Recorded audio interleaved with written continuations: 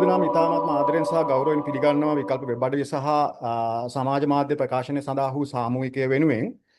ඒ වගේම අපේ ආරාධනය පිළි අරගෙන මේ විද්වත් සාකච්ඡාවට අදහස් බෙදා ගැනීමට අපි ආරාධනා කර ආචාර්ය සංජන හත්තොටු මහත්මයාට අපි ආචාර්ය සංජනාත් ඉතාම ආදරෙන් ගෞරවයෙන් පිළිගන්නවා. මම කැමති මේ සාකච්ඡාවට නිමිත්ත වුණේ නැත්තම් මූලික වුණේ කාරණා කිහිපයක් කියන්න. එකක් තමයි මේක එක ටිකක් ඉන්ට්‍රස්ට් එකක් මේ පෝස්ට් පළ වුණාට පස්සේ මේ දවස් දෙකකට විතර ඉස්සෙල්ලා මේ මම දන්නේ නැති කීප දෙනෙක්ම මේ ඉන්බොක්ස් එකට දාලා තිබ්බ ඇත්තටම මේ ඇයි ඔයාලා ඩිජිටල් මේ ආණ්ඩුවේ ඩිජිටල් ප්‍රොජෙක්ට් එකට නැත්නම් ඩිජිටල් මේ ක්‍රියාකාරීත්වයට විරුද්ධ වෙන්නේ කියලා. ඒක මම හිතන්නේ ටිකක් වැදගත් ප්‍රශ්නයක් කියලා මම හිතුවා අපිට එක පූර්විකාවක් විදිහට සපයන්න. එකක් තමයි ඇත්තටම අපි ඩිජිටල් සම්බන්ධයෙන් වන කතිකාවකට නැත්නම් ඒ වගේ ක්‍රියාකාරීත්වයකට විරුද්ධ නැහැ කියන එක අවුරුදු 17කට ඉස්සෙල්ලත් ඇත්තටම අපි ඒක ඔප්පු කරලා තියෙන විශේෂයෙන් විකල්ප ග්‍රවුන්ඩ් රිව්ස් වගේ වෙබ් අඩවි ආරම්භ කරනකොටත් අපි ඇත්තටම විශේෂයෙන් ඩොක්ටර් සංජන හත්තොටුව මේ සම්බන්ධයෙන් ඉතාම විශාල පර්යේෂණ වැඩ කොටසක් කරලා තිබ්බා මේ ඩිජිටල් ලෝකයේ සම්බන්ධයෙන් කොයිතරම් අනාගතයක් තියෙනවද අනාගතේ මොනව වෙයිද කියන සාකච්ඡාව. ඒකින්ද මම හිතන්නේ අපිට ඉතිහාසයක් තියෙනවා ඩිජිටල් වර්ල්ඩ් එක සම්බන්ධයෙන් ඩිජිටල් ලෝකයේ සම්බන්ධයෙන් යම් සාකච්ඡාවක් අපි සිංහල භාෂාවෙන් සහ ඉංග්‍රීසි භාෂාවෙන් පුරෝගාමී මෙහෙවරක් කරා කියලා. දැන් ඒකේ යම් ව්‍යතිරේකී තත්ත්වයක් තියෙන්නේ මේ සාකච්ඡාව ගත්තේ ඇත්තටම විශේෂයෙන් මේ ඒක ඇත්තටම ඩොක්ටර් සංජන හත්තුඩු ඔහුගේ පර්යේෂණ ලියවිලි ලියලා තියෙනවා. ඒ කියන්නේ ජනාධිපතිවරයා මුදල් අමාත්‍යවරයා විදිහට පෞගිය අයවැය 2026 අයවැය ඉදිරිපත් කරද්දී ඉතාම විශාල මුදලක් නැත්නම් බිලියන 30කට වැඩි මුදලක් අයවැයෙන් වෙන් කරලා තිබ්බා. දැන් අපේ ඒ දවස්වල මෙන්න තිබ්බ ප්‍රශ්නය තමයි දැමුත් අපි සාකච්ඡා කරන්න ගන්නේ මේ තාක්ෂණික ලෝකයේ මෙහෙම තිබ්බට ඒකේ පදනමක් විදිහට අපි මානව අයිතිවාසිකම් පිළිබඳ ප්‍රශ්න ප්‍රජාතන්ත්‍රවාදී වටිනාකම් පිළිබඳ ප්‍රශ්න සාකච්ඡා කරමින්ද මෙම ඒවා සැලසුම් කරන්න කියලා. අන්න ඒ තත්ත්වයන් තමයි ඇත්තටම අපි මේ ජාතික ජනබලවේග ආණ්ඩුව යෝජනා කරලා තියෙන ඩිජිටල් ව්‍යාපෘතිය හරහා අපි බලන ලෙන්ස් එක. අපි කිසි විටක ඩිජිටල් ව්‍යාපෘති වල ඩිජිටල් ක්‍රියාකාරීත්වයන් වලට කිසිදු විරුද්ධත්වයක් නැහැ. අපි බලන ඇන්ගල් එක තමයි බලන කෝණය තමයි බලන ලෙන්ස් එක තමයි ඒවා කොයිතරම් දුරට මිනිසුන්ගේ අයිතිවාසිකම් ආරක්ෂා කරනවද සමාජයේ රටේ ප්‍රජාතන්ත්‍රවාදී වටිනාකම් ආරක්ෂා කරනවද කියන එක. දෙවැනි එක තමයි මේක ඇත්තටම අපි ඩොක්ටර් සංජන හත්තුරුවගේ ඉංග්‍රීසි භාෂාවෙන් තිබුණු ලිපියකුත් පරිවර්තනය කරලා තියෙනවා සිංහලට. මට ඒක තා පොඩ්ඩකින් chat box එකේ දාන්න පුළුවන්. ඔව් මතු කරන ප්‍රධාන තර්කයක් තමයි ඇත්තට මේක වැදගත් තර්කයක්.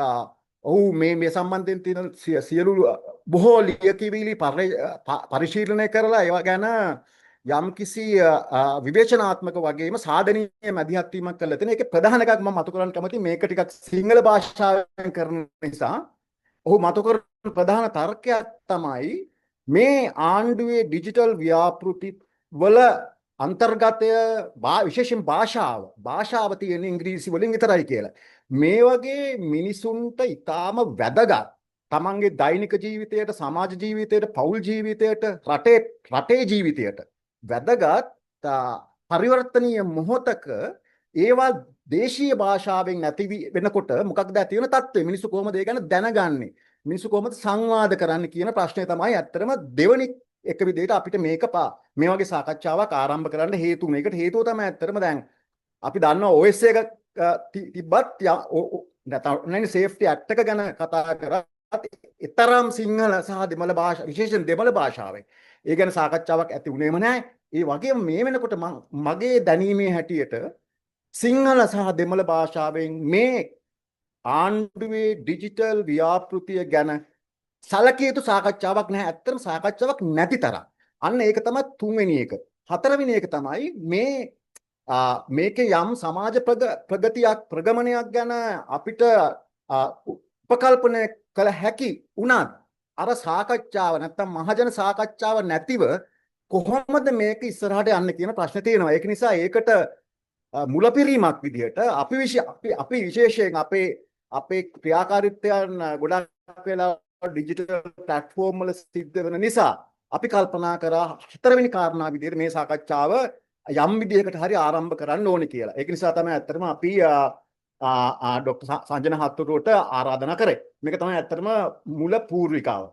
මම මෙතනින් ඔක්කොම මං හිතන්නේ සංජන හත්තුරු ගැන දන්නවා. නමුත් මම කෙටි හැඳින්වීමක් කරොත් එහෙම ડોક્ટર සංජන හත්තුරුව විශේෂයෙන් ඔහුගේ ආචාර්ය උපාධිය සෝෂල් මීඩියා ඇන්ඩ් පොලිටික්ස් නිව්සීලන්ත වල ඔටාගෝ යුනිවර්සිටි එකේ ඒ වගේම ICT Peace Foundation ස්විස්ලන්ත වල ස්පෙෂල් ඇඩ්වයිසර් සහ විශේෂයෙන් ඔබ කවුරුත් දන්න ග්‍රවුන්ඩ් විව්ස් වෙබ් අඩවි පුරෝගාමී සංස්කාරකවරයා තමයි ආචාර්ය සංජන හත්තුරුව සහ විශේෂයෙන් මේ තාක්ෂණික තත්ත්වයන් මේ නූතනයේ තියුණු වෙමින් යන තාක්ෂණික තත්ත්වයන් සම්බන්ධයෙන් අර අයිතිවාසිකම් පදනම්ම සාකච්ඡා කරන ලංකාවේ ඉන්න අපේ කලාපේ ඉන්න ඉහළ පෙළේ පර්යේෂකෙක් සහ විද්වතෙක් හැටියට ආචාර්ය සංජන හත්තුරුව හඳුන්වන්න පුළුවන්.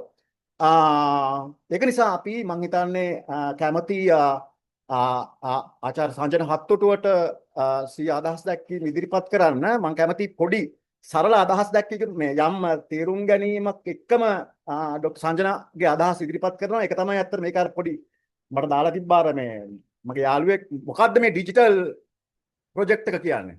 ඒකේ අපිට ඇත්තටම නොවැදගත් මානයන් මොනවද? වගේ නිකන් සාකච්ඡා කළ යුතු කරුණු තිබ්බා ඒක ඇත්තටම. අන්න ඒ වගේ අදහසකින් මම හිතන්නේ ડોક્ટર සංජන ඔබට ඔබගේ අදහස් ඉදිරිපත් කරන්න පුළුවන් නම් ගොඩක් හොඳයි. බොහොම ස්තුතියි සම්පත් මේ අවස්ථාව ලබා දුන්නට. මම හිතන්නේ ඔයාත් මාත් ඉන්නේ කුණාටුවක් මැද. මේ රත්පලානේ නා කපන වැස්සක් තියෙන්නේ මට ඇහෙන්නෙත් නෑ සම්පත් කියන දෙයක්. මං හිතනවා ඕගලන් මාව ඇහෙනවා කියලා. මේ හදිසියේ ලයිට් ගියොත් ඒකත් මං හිතන්නේ මං මොකක් හරි කරන්න වෙයි. හැබැයි මං හිතනවා ලයිට් යන්නේ නැහැ කියලා. හැබැයි නා කැපෙන වැස්ස මෙතන ඉන්නේ. මේ සම්පත් මං හිතන්නේ හොඳ හැඳින්වීමක් රාමුගත කිරීමක් කරා මම කියන්න යන දේ හා සම්බන්ධයෙන්. මේක කාලීන මාතෘකාවක්. මම ප්‍රසන්ටේෂන් එක පටන් ගන්න ඉස්සෙල්ලා කියන්න අවශ්‍යම දෙයක් තමයි පුරවැසි භාවයේ සන්ධිස්ථානයකට තමයි අපි ඇවිල්ලා ඉන්නේ. මේ ඩිජිටල් කරණය ඩිජිටලයිසේෂන් කියන්නේ එතරම් වැදගත් කාරණයක්. ඒක තාක්ෂණික කාරණයක් ගැන කියලා තමයි ගොඩක් ඒගොල්ලන් හිතන්නේ. ඒගොල්ලන්ට තේරෙන්නේ නැහැ, වැදගත් නැහැ, අදාළ නැහැ, කරන්න හොඳයි, කෙරුවොත් හොඳයි, නොකරුවත් ප්‍රශ්නයක් නැහැ. ඒ ඩිජිටල් කරණය ගැන කතිකාවක් නැති හින්දා සම්පත් කිව්වා වගේම විශේෂයෙන්ම සිංහල භාෂාවෙන් උත් දමිළ භාෂාවෙන් උත් ගොඩක් කට්ටියට තේරිලා නැහැ මේ පුරවැසි භාවයේ සන්ධිස්ථානයක් ජංක්ෂන් එකක් තමයි මේ ඩිජිටල් කරණයෙන් අපි දැන් මේ විශේෂයෙන්ම 2026 බජට් එකෙන් මේ ඒ ෆවුන්ඩේෂන් එක දාන්නේ. මං මේ කෝල් එකේ මානව අයිතිවාසිකම් ගැන දශක ගාණක් තිස්සේ වැඩ කරපු කට්ටිය ඉන්නවා. මාධ්‍ය ක්ෂේත්‍රයේ දශක ගාණක් තිස්සේ වැඩ කරපු කට්ටිය ඉන්නවා. ගවේෂණාත්මක මාධ්‍ය කරපු කට්ටිය ඉන්නවා. පාර්ලිමේන්තුවේ සිවිල් සමාජයේ වැඩ කරන කට්ටිය ඉන්නවා මෙතන. මේ හැම එක්කෙනාටම දැඩි වශයෙන් මේක බලපානවා. ඒක පුරවැසියන් හැටියට හොඳකුත් වෙන්න පුළුවන්. ඒක තමයි පොරොන්දුව දෙන ඒ රාමුව ආණ්ඩුවෙන් කියන කරන දෙන පොරොන්දුවත් රාමුවත් මේක ප්‍රයෝජනවත් ප්‍රගතිශීලී ප්‍රජාතන්ත්‍රවාදය ශක්තිමත් කරන දෙයක් කියලා. හැබැයි මං අදහස් කීපයක් මතු කරන්න ප්‍රශ්න කීපයක් මතු කරන්න කැමතියි. ඒ හා සම්බන්ධයෙන් ඒකට වෙන පැතිකඩකුත් තියෙනවා. විශේෂම කියන්න කැමති පුනපුනා කියන්නේ මේ ඩිජිටල් කරණය අකුල් හෙලන එකක් නෙමෙයි. ඩිජිටල් කරණය මගේ ස්ථාවරත්වය අනිවාර්යයෙන්ම අවශ්‍යයි. ඒ හා සම්බන්ධයෙන් මානව අයිතිවාසිකම් ගැන කතිකාවක් නැත්නම් රාමුගත කිරීමක් තමයි මේ ප්‍රසන්ටේෂන් එකෙන් අදහස් කරන්නේ. මම ස්ක්‍රීන් එක ෂෙයා කරනවා. මේ PowerPoint එක මං සම්පත් එක්ක ෂෙයා කරලා තියෙන්නේ. එක්කෝ මට කෙලින්ම ඍජුවම ෂෙයා කරන්නත් පුළුවන්. එහෙම නැත්නම් මං ඔන්ලයින් උත් දානවා මේක. ඉතින් බය වෙන්න ඕනේ නැහැ. මේක ගැන මේ ස්ක්‍රීන්ෂොට් නැත්තම් ලියා ගන්න අවශ්‍ය නැහැ මේ PowerPoint presentation එක මම online link එකක් දානවා මේක ඉවරුනාන් පස්සේ දෙවෙනි එක තමයි මම Mac එකක වැඩ කරන්නේ ඒක හින්දා ඔය ඇස්පිලි පාපිලි පොඩි ප්‍රශ්නයක් තියෙනවා font එකත් එක්ක ඒක තමයි ඔය මූල ධර්මයක වැඩි කොහොම වැටිලා තියෙන්නේ මං පුළුවන් තරමට ඇත්තට සිංහල භාෂාවක් ඇතුළත් කරා හැබැයි සමහරක් මේ තේමා වචන වලට ඉංග්‍රීසි වලින් සිංහල භාෂාවේ තාම පරිවර්තනයක් ඍජු පරිවර්තනයක් නැහැ. හැබැයි අදහස් කෙරුවේ අර සම්පත් කිව්වා වගේ මේ මානව අයිතිවාසිකම් රාමුගත කිරීමක් නැත්නම් අන්තර්ගත කිරීමක් මේ ඩිජිටල් කරන සාකච්ඡාව තුල. මම එන ස්ථානයේ පොඩ්ඩක් කියන්න වැදගත්. මම පුරවැසියෙක් ඩිජිටල් කරණය ගැන මට විශේෂඥ දැනුමක් නැහැ. මම ඩිග්‍රී එකක් PhD එකක් ඩිජිටල් කරණය ගැන අවශ්‍ය නැහැ. අරන් නැහැ. හැබැයි අර සම්පත් කිව්වා වගේ 2006 ඉඳන් ඩිජිටල් කරණය ඒ කාලේ මේ වචනේ තිබුණ නැහැ. හැබැයි සිටිසන් ජර්නලිසම් පුරවැසි මාධ්‍ය වෙබ් අඩවියේ ස්මාර්ට්ෆෝන් හරහා මානව අයිතිවාසිකම් පදනම් වෙච්ච ඩිජිටල් ලෝකය උත් එක්ක ගමනක් තමයි දැන් අවුරුදු 20කට 25කට ආසන්න කාලයක් දැන් අපි සම්පතුත් එක්ක ඒ ගමන ආරම්භ කළත් තියෙන්නේ එකට ඇවිල්ලත් තියෙන්නේ. ඉතින් ගොඩාක් දේවල් লীලා තියෙනවා කරලා තියෙනවා කියවලා තියෙනවා මේ හා සම්බන්ධයෙන් මේ වචනේ නොතිබුණත් දැන් අද ඩිජිටල් කරණය ගැන කතා කරනකොට ඒ ඇරෙන්න ඇත්තට මේ රනිල් වික්‍රමසිංහගේ කාලේ ආණ්ඩුවේ තමයි ලංකාවේ ප්‍රථම වතාවට AI artificial intelligence කෘත්‍රිම බුද්ධිය ගැන national frame එක ජාතික රාමුගත කිරීමක් ඉදිරිපත් කරේ. ඒක ගැන මම පස්සේ කතා කරන්නම් පොඩ්ඩක්. හැබැයි ඒක ඉංග්‍රීසි භාෂාවෙන් විතරයි තිබුණේ. සති දෙකක් විතර තමයි ඇරලා තිබුණේ. අන්න ඒ මොහොතේ ඉඳන් අර හැම ඕපන් කෝල් එකකම පබ්ලික් කෝල් එකකට අර වික්‍රමසිංහ ආණ්ඩුවෙන් උත් මේ ආණ්ඩුවෙන් උත් දාපු හැම පබ්ලික් කෝල් එකකටම මම ලියලා තියෙනවා මානව අයිතිවාසිකම් ශක්තිමත් මානව අයිතිවාසිකම් රාමුවකින් ඒ කෝල් එකට එක්කෝ ඒක ඔන්ලයින් සේෆ්ටි ඇක්ට් එක වෙන්න පුළුවන් ඔය sovereign cloud strategy එකක් කියලා තියෙනවා. ඒ කියන්නේ දත්ත කොහොමද සුරක්ෂිතභාවයක නැත්නම් දත්ත කොහොමද ගොනු කරලා තියාගන්නේ ලංකාව තුල ඔය එක් සංදිස්ථානවල මම මේ ඒ රජයට නැත්නම් ඒ පබ්ලික් කෝල් එකට ලියලා තියෙනවා මානව අයිතිවාසිකම් කොහොමද ශක්තිමත් වන විදිහට ඒ කාරණා ටික කරගෙන යන්න පුළුවන් කියලා. ඉතින් මම දායකත්වයක් දීලා තියෙනවා ඍජුවම. අනිත් එක තමයි මානව අයිතිවාසිකම් ගැන මට ආසාවක් තියෙනවා අත්තට. මොකද මේ ඩිජිටල් කරණය කරගෙන යනවා නම් මානව අයිතිවාසිකම් අනිවාර්යයෙන්ම අවශ්‍යයි. ඒක පදනම් වෙලා තමයි අත්තට අපිට කියන්න පුළුවන් ඍජුවම නිකන් පොරොන්දුවක් නැතුව බොළඳ පොරොන්දුවක් නැතුව නිකන් අර කිසිම දෙයකට බද්ධ වෙච්ච පොරොන්දුවක් නැතුව මානව අයිතිවාසිකම් තියෙනවා නම් මේ ඩිජිටල් කරන ව්‍යාපෘතිය සාර්ථක වීමේ හැකියාව ගොඩක් වැඩි. මෙතන තියෙන මූලික ප්‍රශ්නය තමයි අතට මම හිතන්නේ මට තේරෙන විදිහට අර ඩිජිටල් කරණය මේ මානව අයිතිවාසිකම් ගැන කතා කරනකොට ඒගොල්ලන් හිතන්නේ මේක එක්කෝ යුද අපරාධ එහෙම නැත්නම් චෙන්මනි මාස් ග්‍රේව් එක ගැන එහෙම නැත්නම් මේ දමිළ සමාජය ගැන එහෙම නැත්නම් මොකක් හරි අර මානව අයිතිවාසිකම් ගැන අර යම්කිසි බයක් තැකීමක් තියෙන හින්දා ඒගොල්ලන් හිතනවා ඕක කිව්ව විගසම අන්න එයා මේ ඩිජිටල් කරණයට එරෙහිව තමයි ඉන්නේ කියලා. ඉතින් ඒක නෙමෙයි මෙතන තියෙන්නේ. අපි පුනා කියන්නේ මේ මානව අයිතිවාසිකම් මේක ශක්තිමත් කිරීමට තමයි අපි මේක ගැන කතා කරන්නේ. මට කාරණා පහක් ඒ කියන්නේ කන්සර්න්ස් පහක් තියෙනවා මූලික වශයෙන්. එකක් තමයි ලංකාවේ සන්දර්භය ගැන කිසිම වගතුගක් නැතුව කිසිම අවබෝධයක් නැතුව තමයි මේ ඩිජිටල් කරණය කරන කට්ටිය ඉදිරිපත් කරන්නේ. ඒගොල්ලන්ට මහජනතාව හා සම්බන්ධයක් නැහැ නැති තරම්. ඒගොල්ලන්ට තේරෙන්නේ ඇත්තට මහජනතාව අතර මේ ඩිජිටල් කරණය ගැන ඇත්තටම ඉතා මේ විශ්වාසය ඉතා දුබලයි නැති තරම්. හේතු කීපයක් තියෙනවා. ඒක ගැන මම කතා කරන්නම් පස්සේ. කිසිම අර දමිළ සමාජය නැත්නම් දමිළ කතා කරන සමාජය එහෙම නැත්නම් උතුරු නැගෙනහිර ඉන්න ප්‍රජාව එහෙම නැත්නම් ස්ත්‍රී පුරුෂ භාවය එහෙම නැත්නම් වතුකරේ ඉන්න දමිළ සමාජය ගැන ඒගොල්ලන්ට කිසිම අවබෝධයක් නැහැ. ඒගොල්ලන් කොහොමද මේ ඩිජිටල් කරන් ගැන ඒගොල්ලන්ගේ රාමුවෙන් බලන්නේ? මොකද ඒගොල්ලන්ට වෙනම ජීවිත ඉතිහාසයක් තියෙනවා. ඒගොල්ලන් අද ජීවත් වෙන සන්දර්භයේ නෙමෙයි අපි සිංහල බෞද්ධයන් නැත්නම් සිංහල සමාජය දකුණේ ඉන්න සිංහල සමාජය ජීවත් වෙන්නේ හාත්පසින්ම වෙනස් දෙයක්. ඒක තේරුම් ගන්න නැතුව තමයි මේ ඩිජිටල් කරණය ඉදිරිපත් කරන්නේ.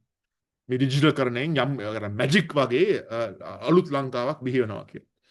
දෙවෙනි එක තමයි ඇත්තට කිසිම කතිකාවක් නැහැ. සම්පත් කිව්ව කතාව ඇත්ත. මේක ගැන මාධ්‍යෙත් කොහෙවත් කතිකාවක් නැහැ. ඒක අරුම පුදුම වැඩක්. මම කියන පස්සේ කතා කරන්නම්. ඒක අතිශයම භයානකයි. දැන් පොරොන්දුවකුත් දීලා තියෙනවා. මම හිතන්නේ මාර්තු වෙනකොටද කොහෙද ඉස්සලම ENIC එක ඉලෙක්ට්‍රොනික ID එක නිකුත් කරනවා කියලා මට මතක හැටියට. ඒ පොරොන්දු හොඳයි. ඒ වගේ කරන්න ඕනේ. හැබැයි කවුද කියන්නේ මාර්තු වෙනකොට මේක අවශ්‍යයි කියලා. එතකොට ඒක මාර්තු වෙනකොට කරනවා නම් මානවයිතිකවාසිකම් රාමුවක් පදනම් කරගෙනද කරන්නේ? ඒක ගැන කිසිම දෙයක් නැතුව තමයි මේ පොරොන්දු ඉෂ්ට කරන්න අර දුම්රිය කියනවා වගේ මේ කිසිම වගතුක කිසිම දෙයක් අහන්න නැතුව මේ ඒගොල්ලන් කරගෙන යනවා. මානවයිතිවාසික ගැන මෙලෝ හතරක් නැහැ. 2024 AI රාමුවත් එක්ක AI national එකනේ ජාතික රාමුව national framework එකත් එක්ක පටන් ගත්තාම ඒ කියන්නේ වික්‍රමසිංහ යුගයේ එකත් එක්ක පටන් ගත්තාම මේ එතකොට මේ ආණ්ඩුවෙත් කිසිම national framework එකකට ඒගොල්ලන් ඉදිරිපත් කළ තියෙන කිසිම දෙයකට මේ ඩිජිටල් කරණය හා සම්බන්ධයෙන් උත් AI හු සම්බන්ධව ඔය දෙක බද්ධ වෙලා තියෙන්නේ හරියටම බද්ධ වෙලා තියෙන්නේ ඒ දෙකටම ඒ බද්ධ වෙච්ච කිසිම අවස්ථාවක කිසිම රාමුවකට කිසිම ડોකියුමන්ට් එකකට ශක්තිමත් විධිමත් හිතලා බලලා මානවයිතිකවාසිකම් රාමුවක් නැහැ. ඒක අරුම පුදුම දෙයක්. ඉතාමත් භයානකයි. අර සම්පත් කිව්වා වගේ තවත් ප්‍රශ්නයක් තමයි මේ ඩිජිටල් කරණය ගැන මහජනතාවට කියලා දෙන්න කිසිම කමියුනිකේෂන්ස් රාමුවක් නැහැ. තියෙන්නේ ඩොක්ටර් හාන්ස් විජේසූරිය කියන කතා රිපෝට් කරන එක. එහෙම නැත්නම් AKD කියන කතාවක් රිපෝට් කරන එක. එහෙම නැත්නම් විශේෂයෙන්ම 2026 බජට් එකේ ස්පීච් එකේ තිබුණ කතාවක් රිපෝට් කරන එක. ඒ ඇරෙන්න ඇත්තට කිසිම දෙයක් නැහැ. කරන්නේ කියන්නේ දීලා නැහැ. පළ කළා නැහැ. ඉතින් ඒක අතිශයම ප්‍රශ්නයක්. මොකද මහජනතාව විශ්වාසය හැදෙන්නේ නැහැ ඒ කාරණා ඒ දත්ත නැතුව. අර පස්වෙනි ඒකට බද්ධ වෙලා තියෙන කාරණය තමයි මේ සිංහල දමිළ භාෂාවෙන් ඩිජිටල් කරණයක් කියලා එක හඳුනා ගන්නවත් බැහැ. කවුරුත් දන්නෙත් නැහැ මේක වෙනවා කියලා. කවුරුත් හිතා ගන්නවත් බැහැ මේකට මොනවාද සම්බන්ධ වෙන්නේ කියලා. අර පුරවැසිභාවයේ සම්දිස්ථානයක් කියලා එච්චරම් වැදගත් දෙයක් කියලා කිසිම අවබෝධයක් නැහැ. මේ බිලියන 22ක් විතර ඉන්නවා මේ රටේ. ඒ අල්ප මාත්‍රයක් විතරයි තමයි මේකේ වැදගත්කම ගැන ගැඹුරු අවබෝධයක් තියෙන්නේ. ඉංග්‍රීසි වලින් by the way. හැබැයි සිංහලෙන් දමිළ භාෂාවෙන් කිසිම විදියකට අවබෝධයක් නැහැ. මේක ගැන මම පුන කියන්නේ හැබැයි දැන් ලෝකේ ගත්තොත් අතර ඔක්තෝබර් මාසේ සති දෙක තුනකට විතර ඉස්සෙල්ලා Freedom Online Coalition FOC කියලා ආයතනය. ඒ කියන්නේ ඒක ජාලයක්. ඒක ආයතනයක් නෙමෙයි ජාලයක්. නෙට්වර්ක් එකක්. ඒ නෙට්වර්ක් එකෙන් ඇත්තට ડોකියුමන්ට් එකක් නිකුත් කරා. රටවල් 26ක් ඒකට අත්සන් කරලා තියෙනවා. ඒ රටවල් 26 අත්සන් කරේ ඩිජිටල් කරණය ගැන කරනවා නම් යම්කිසි වැඩක් ඒක පදනම් වෙන්න ඕනේ මානව අයිතිවාසිකම් පදනමකින් කියලා තමයි ඒගොල්ලන් ඉදිරිපත් කරේ. ඉතින් අපි ලංකාවේ දැන් ඇත්තට මේක ආයෙමත් ඉන්වෙන්ට් කරන්න ඕනේ නැහැ. මේක අලුතෙන් හදන්න ඕනේ නැහැ. අපිට රටවල් 26ක් අත්සන් කරපු මානව අයිතිවාසිකම් සම්බන්ධයෙන් රාමුගත කිරීමක් උපුටා ගන්න පුළුවන් අවශ්‍ය නම්. අපිට ඒක අලුතෙන් ආයෙමත් හදලා හිතන්න අවශ්‍ය නැහැ. ඒක කරලා තියෙන්නේ. ඉතින් ඒක ගැන කතිකාවකුත් ඒක ගැන අවබෝධයකුත් අවධානයකුත් කිසිම දෙයක් නැහැ අද වෙනතුරු.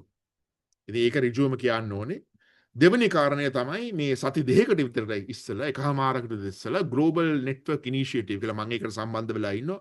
මම පරිේශකයෙක් ඒකට ඒ කියන්නේ ඍජුවම ඒ කියන්නේ මේ ගෙවන්නේ නැහැ මට. හැබැයි මම ඒ නෙට්වර්ක් එකත් එක්ක සම්බන්ධ වෙලා ඉන්නවා. පරිශයකෙක් හැටියට මේ GNI එකෙන් ඒගොල්ලන් ඩොකියුමන්ට් එකක් නිකුත් කළා. රජයකින් ආණ්ඩුවකින් මේ රටකට AI කරනවා නම් AI කියන්නේ අර ඩිජිටල් කරණයට බද්ධ වෙච්ච එකක්. මේ මානවයිත වාසිකම් රාමුගත කිරීමක් නැත්නම් යටිතල අඩිතාලමක් ඉදිරිපත් කිරීමක් තමයි මේ ඩොකියුමන්ට් එකෙන් කරලා තියෙන්නේ. ඒකට ඇත්තට මේ මම වැඩියෙන් කතා කරන්නේ ප්‍රශ්න ඇහුවොත් ඒක කතා කරන්න පුළුවන්. මේ ප්‍රින්සිපල්ස් කීපයක් තියෙනවා. නිත්‍යානුකූලභාවය, සාධාරණත්වය, සමානුපාතිකත්වය, පෞද්ගලිකත්වය කියන්නේ ප්‍රිවසි කියන්නේ දත්ත ආරක්ෂණය කියන්නේ data privacy, data protection, පෞද්ගලිකත්වය කියන්නේ ප්‍රිවසි. උයි වර්ගවාදයට එරෙහිව ඇත්තට. ඒ කියන්නේ වෙනස් ඒ කියන්නේ මේ සමානාත්මතාවය. ඔය වැඩි දෙයක් නෑ ඇත්තට. ඔය බේසික් ප්‍රින්සිපල්ස් ඇත්තට. ඉතින් ඒව පදනම් කරගෙන තමයි ඒගොල්ලන් ඉදිරිපත් කරලා තියෙන්නේ ගැඹුරු විදිහට. පොඩ්ඩක් ඒ ඩොකියුමන්ට් එක ගැඹුරුයි. රටක් AI ගැන කතා කරනවා නම් රජයක් AI ගැන කතා කරනවා නම් මේව පදනම් කරගෙන තමයි ඇත්තට ඉදිරියට යන්න ඕනේ. දැන් මෙතන තියෙන ප්‍රශ්නේ තමයි ඇත්තට අපි මේක ගැන අපි අවධාරණයක් යොමු නොකර අපේ ඩිජිටල් කරණය කරගෙන ගියොත් අපි අසරණ වෙනවා.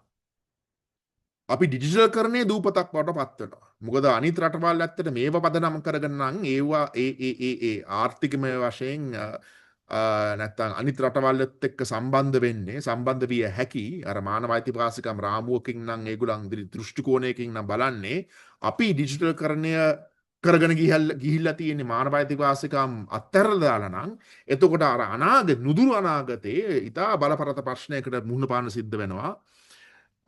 යුරෝපීය සන්ධානයත් එක්ක ඇමරිකාවත් එක්ක ඉන්දියාවත් එක්ක ඔස්ට්‍රේලියාවත් එක්ක බටහිර ලෝකයේත් එක්ක අපේ සහෝදරයන් එක්ක මේ සාක් රීජන් එකේ ඉන්න රටවලුත් එක්ක මොකද ඒගොල්ලන් ඔක්කොම ඇත්තට යම්කිසි විදියකට මානව අයිතිවාසිකම් පදනම් කරගෙන තමයි ඩිජිටල් කරණය කරගෙන යන්නේ. ඉතින් ඒගොල්ලන්ට ප්‍රශ්නයක් ඇති වෙන්න පුළුවන් ඇති වෙනවා අපිත් එක්ක ගනුදෙනුවක් කරන්න. මානව අයිතිවාසිකම් මේ ශක්තිමත් නැති ඩිජිටල් කරණයක් ඒ රාමුවක් ඒ ෆ්‍රේම්වර්ක් එකක් ඒ ඉන්ෆ්‍රාස්ට්‍රක්චර් එකක් ආකිටෙක්චර් එකක් ලංකාවේ හැදුණා. ඉතින් ඒක තමයි ඇත්තට මේක වැදගත් වෙන්නේ. 2026 බජට් එකේ ඔක තමයි තියෙන ප්‍රශ්නේ. අර සම්පා මං ලින්ක් එකක් දාලා තියෙනවා chat group එකට. සම්පත් කාරුණිකව මගේ ආටිකල් එක ඒ බජට් එකෙන් පස්සේ ලියුව ආටිකල් එක පරිවර්තනය කරලා තියෙනවා විකල්පයකට. ඉතාමත් ප්‍රශ්න සහගතයි මේ බජට් ප්‍රසන්ටේෂන් එක. ඒ මානව අයිතිවාසිකම් වර්ල්ඩ් GNI එකත් අර FOC එකත් Freedom Online Coalition එකේ ඉදිරිපත් කිරීමට සංසන්දනය කරනකොට කිසිම විනිවිදභාවයක් නැහැ, වගකීමක් නැහැ, ප්‍රිවසි එකක් නැහැ. කිසිම කාත් එක්ක කතා දන්නේ නැහැ කාත් එක්කද කතා කරලා තියෙන කියලා. මොකද සිවිල් සමාජයත් එක්ක කතා කරලා නැහැ. ඇත්තට මේ ඉදිරිපත් කිරීම කරනකොට මේ අන්තර්ගත හරය කිසිම කාත් එක්කවත් ඇත්තට කතා නොකර තමයි මේ ඉදිරිපත් කිරීමක් කරන්නේ. මේ දේවල් කරන්න යනවා, මේ මුදලක් වියදම් කරන්න යනවා, මේ ආකාරයට තමයි කරන්නේ, මේ රටවල් එක්ක තමයි කරන්නේ, මෙන්න මේ දෙපාර්තමේන්තු වලට එක්ක කරන්නේ. අනේ ඒ ඉදිරිපත් කිරීම කිසිමත් කාත් එක්කවත් කතා නොකරලා තමයි කරලා තියෙන්නේ. කිසිම පාර්ටිසිපේෂන් එකක් නැහැ. මානව අයිතිවාසිකම් ගැන අල්ප මාත්‍රයක්වත් නැහැ. Right? That's a big problem. සිවිල් සමාජයත් එක්ක ඍජු සාකච්ඡාවක් නැහැ, ජර්නලිස්ට්ත් එක්ක ඍජු සාකච්ඡාවක් නැහැ. අර මං කිව්වා වගේ අර අන්තර්ජාතික මානව අයිතිවාසිකම් රාමුවත් එක්ක බලනකොට කිසිම මේ කම්පැටිබිලිටි එකක් නැහැ. අපි අසරණ වෙනවා. අර මේ තවත් ප්‍රශ්නයක් තමයි මේ අර බජට් එකේ ඉදිරිපත් කරලා තියෙනවා මේ තාක්ෂණික පැත්තෙන් රටවල් එක්ක නැත්තම් ප්‍රයිවට් සෙක්ටර් එකත් එක්ක ගනුදෙනු කරන්න ඕනේ කියලා. ඒක අවශ්‍යයි අත්තට. හැබැයි මේ ගනුදෙනු කරනකොට විනිවිදභාවයක් නැති හින්දා අර දූෂණය ගැන ප්‍රශ්න එන්න පුළුවන්. කවුද කොහොමද මේක දුන්නේ? කාටද දුන්නේ? අනේ වගේ ප්‍රශ්න ඇති වෙන්න පුළුවන් මේ බජට් එකේ ඉදිරිපත් කිරීම. මොකද මේ විනිවිදභාවය වගවීමක් නැති හින්දා. ඉතින් ඔය වගේ ප්‍රශ්න ගණනාවක් මේ බජට් එකේ තියෙනවා. අර සම්පත් කිව්වා වගේ බිලියන 30ක් මේක පොඩි ගාණක් නෙමෙයි. පුරවැසි භාවයේ සන්ධිස්ථානයක් හදන්න බිලියන 30ක් වියදම් කරනවා 2026 විතර. ඔය ආටිකල් දෙක තමයි අතර තියෙන්නේ මම ඉංග්‍රීසි වලින් ලියුවේ ග්‍රවුන්ඩ් views එකට සම්පත් විකල්පයකට දාලා තියෙනවා. ඔක පොඩ්ඩක් ගිහිල්ලා කියවන්න. මොකද ඕකේ තියෙන දේ තමයි ඇත්තට මම අද කතා කරන්නේ සරල වශයෙන්. අර මං කිව්වා වගේ ප්‍රශ්න කීපයක් තියෙනවා. එකක් තමයි ඩිජිටල් කරණය කියන ලංකාවේ සන්දර්භයක් නැතුව. ඒ කියන්නේ කිසිම වෙන මනක්කල්පිත ලංකාවක් ගැන හිතලා තමයි අද ඩිජිටල් කරණය ඉදිරිපත් කරන්නේ. ලංකාව ගත්තොත් අතට ප්‍රජාතාන්ත්‍රික වශයෙන් අතට දශක ගාණක් තිස්සේ අපිට ප්‍රශ්න ඇති වෙලා තියෙනවා. මිලිටරි වාදයක් ඇති වෙලා තියෙනවා. ඒ කියන්නේ යුද්ධ කාලේ අවුරුදු 30ක් තිස්සේ රට පුරාම විශේෂයෙන්ම උතුරු නැගෙනහිර මේ ප්‍රදේශවල ඒ අරෙන්න ඇත්තට අද නීති සම්පාදනය කරනකොට අපිට හොඳටම තේරෙනවා ඇත්තට මිලිටරි කරණයක් පදනම් වෙච්ච නීති සම්පාදනයක් තමයි සමහරක් වෙලාවට ඉදිරියෙන්ම තියෙන්නේ. සයිබර් සිකියුරිටි වෙන්න පුළුවන්, ඔන්ලයින් සේෆ්ටි ඇක්ට් එක වෙන්න පුළුවන්. තවත් නීති මං ගැන පොඩ්ඩක් කතා කරන ඒ හා සම්බන්ධයෙන් ඇත්තට ඉතින් අර මිලිටරි වාදය, මිලිටරි කරණය ඉවත් වෙලා නැහැ, ගිහිල්ලා නැහැ, ගිලීලා නැහැ. මානව අයිතිවාසිකම් ගැන කිසිම සමාජයක් හැටියටත්, රජයක් හැටියටත්, ආණ්ඩුවක් හැටියටත් මේ ජනාධිපතිතුමෙක් හැටියටත් ඇත්තට එච්චර තැකීමක් තාම නැහැ, ඉන්ට්‍රස්ට් එකක් නැහැ, වගවීමක් නැහැ. අපි දන්න විදාගි ජනාධිපති ක්‍රමයක් කියන්නේ ප්‍රජාතන්ත්‍රවාදයට තර්ජනයක් කියලා. කවුරු හිටියත් එතන ඒ ඔෆිස් එක හැබැයි මේගොල්ලන් ඇත්තට මේ බලයට ආවේ ඒක අරන් දානවා කියලා. මේක ගැන හා හූවක් නැහැ ඇත්තට. එතකොට ඒ එක්සිකියුටිව් ප්‍රෙසිඩන්සි එක තියෙන තාක්කල් ඒ විධායක ජනාධිපති ක්‍රමය තියෙන තාක්කල් ඇත්තට හැම නීතියක්ම මේ වගේ විශේෂයෙන්ම ඩිජිටල් කරණය කියන එක ඒ ඔෆිස් එකේ යටතේ මේ කරගෙන යන්න පුළුවන් ඇත්තට. දැන් තමයි ඒක වෙලා තියෙනවා. ඉතින් ඒක ඇත්තට මේ අද ඉන්න ජනාධිපතිතුමා ගැන අපිට මේ සන්තෝෂයක් පළ කරන්න පුළුවන් නම් හෙට ඉන්න කවුද කියලා අපිට කියන්න බෑ. ඒක තර්ජනයක් වෙන්න පුළුවන්. අපි දන්නවා ඇත්තට මේ මානව අයිතිවාසිකම් ක්‍රියාකාරීන් මේ කෝල් එකේ ඉන්නවා. ඒගොල්ලන් හොඳටම දන්නවා ඇත්තට මේ දශක ගාණක් තිස්සේ ඒගොල්ලන්ගේ ෆෝන්, ඒගොල්ලන්ගේ කෝල්ස්, ඒගොල්ලන්ගේ ඩේටා ටික කොච්චරක් ඇත්තට ටෙලිකොම් කම්පනීස් වලින් උත් ඇත්තට මේ අරගෙන තිබුණාද කියලා රහස්‍යගතව ඇත්තට. ඉතින් ඒ වගේ කල්චර් එකක්, සංස්කෘතියක් තමයි තියෙන්නේ. දමිළ කතා කරන සහෝදරවරුන්, උයි දමිළ කතා කරන ප්‍රජාවන්ට කට්ටියට කණ්ඩායම් වලට ඇත්තට ඉතාමත් හානිදායි සන්දර්භයක් තමයි ඇති වෙලා තියෙන්නේ පශ්චාත් යුද්ධයේ තත්ත්වයෙන් උත් පස්සේ. අනිතික තමයි අර ඩයලොග්, මොබිටෙල්, හට් මේ ඔක්කොම ටෙල්කෝස් ටික මානව අයිතිවාසිකම් ගැන කිසි ඉඟියක්වත් කතා කළා නැහැ මේ දශක ගාණක් තුල. මොකක් හරි දෙයක් ඉල්ලුවොත් ඒක දෙන කට්ටියක්, කණ්ඩායමක්, සංස්කෘතියක් තමයි බිහි වෙලා තියෙන්නේ. කාරණා කීපයක් තියෙනවා. එකක් තමයි ඇත්තට මේ රාජ කියන්නේ JVP කියන්නේ පක්ෂයේ ඉතිහාසයකුත් වැදගත්. මම ගැන පස්සේ කතා කරන්න. මොකද මේ ඉන්දියාවත් එක්ක නම් යන්නේ මේ ඉදිරි ගමන. JVP එක කොහොමද ඇත්තට ඉන්දියාව දශක ගාණක් තිස්සේ ඒගොල්ලන් ඉන්දියාව දැකලා තියෙන්නේ, බලලා තියෙන්නේ, කියලා තියෙන්නේ. අනේ ඒකේ පොඩ්ඩක් වැදගත් වෙනවා. මේ ඩිජිටල් කරණය ඉන්දියාවත් එක්ක නම් යන්නේ ඉදිරියට. කවුද මේ ඩිජිටල් කරණයේ මුහුණ? කවුද මේ ඉදිරියට දාන්නේ කියලා ඒ පුද්ගලයන්ගේ ඒගොල්ලන්ගේ වගකීමක් තියෙනවා. ප්‍රශ්න කීපයක් තියෙනවා. නීති සම්පාදනය, ඒ කියන්නේ ලංකාවේ අද තියෙන නීති හා සම්බන්ධයෙන් ඩිජිටල් කරණයට තර්ජන තියෙනවා. අර මං කිව්වා වගේ අර ඉංග්‍රීසි වලින් විතරක් තියෙන හින්දා මේක තවත් විශාල ප්‍රශ්නයක්. මේක ගැන මම හිතන කට්ටියට අමතක වෙලා ඇති. මේක ගැන කතා කරන එක වැදගත්. මේක මං ඍජුවම කියන්න ඕනේ. මේක රෙකෝඩ් වෙන හින්දාත් මං මේ කොළඹ සති 3-4 දින ඉස්සෙල්ලා පබ්ලික් ලෙක්චර් එකක් තිබුණා. එතරම් මං කිව්වේ මේක මේ පෞද්ගලික වෛරයක් නෙමෙයි, ඊර්ෂියාවක් නෙමෙයි. This is not a personal question. Right? policy එකක් හැටියට, ප්‍රතිපත්තියක් හැටියට, ප්‍රතිපත්තිමය වශයෙන් අපි බලන්න ඕනේ මේ අද ඩිජිටල් කරණය කරගෙන යන්නේ නැත්තම් මුහුණුවර දීලා තියෙන ડોક્ટર හාන්ස් විජේසූරියට. right? ડોક્ટર හාන්ස් විජේසූරිය කියන්නේ විද්වතෙක්. right? හැබැයි ડોક્ટર හාන්ස් විජේසූරිය 2005-6 ඩයලොග් එකේ CEO. හරි? එයා ඒක අපෙන් දන්නේ දශකයකට වැඩි කාලයක් හිටියා. ඒ රැකියාවේ. ඒ CEO හැටියට. එතකොට තමයි ඇත්තට 2006 යුද්ධය පටන් ගන්නකොට මතක ඇති මහින්ද මේගේ ෆස්ට් ටර්ම් එක මේ පස්සේ යුද්ධය ආරම්භ පටන් ගත්තා. ලක්ෂ දෙකකට අධික සංඛ්‍යාවකට ඩයලොග් කිසිම නීතිමය පදනමකින් තොරව සෙල්ෆෝන් කනෙක්ෂන්ස් ටිකත් ඒගොල්ලන්ගේ ඩේටා ටිකත් නවත්තලා දැම්මා. අත්හිටුවා. ඒ කාලේ of course smartphones තිබුණේ නැහැ, feature phones වගේ තිබුණේ. මම හිතන්නේ 2.5 නැත්තම් මම හිතන්නේ 3G වත් තිබුණා කියලා. හැබැයි 2.5 නැත්තම් 3G ඇවිල්ලා විතරක් නේ, මට මතක නැහැ හරියට. හැබැයි ඒ මුළු ප්‍රදේශයටම කිසිම නීතිමය පදනමකින් තොරව රහිතව කිසිම වගවීමකින් තොරව රහිතව අර MOD ගේ කිව්ව පාළියටම ඒගොල්ලන් ඒ ලක්ෂ දෙකකට අධික සංඛ්‍යාවකට ටෙලිෆෝන්ස් සර්විසස් නතර කළා දැම්මා. දැන් කට්ටියට මතකත් නැහැ. right? ඒ කියන්නේ ලක්ෂ කියන්නේ මේ පුද්ගල නෙමේ පවුල් ලා. ඉතින් බලන්න කොච්චර මේ පුරවැසියන් සංඛ්‍යාවකට මේක බලපාන්න නැද්ද කියලා.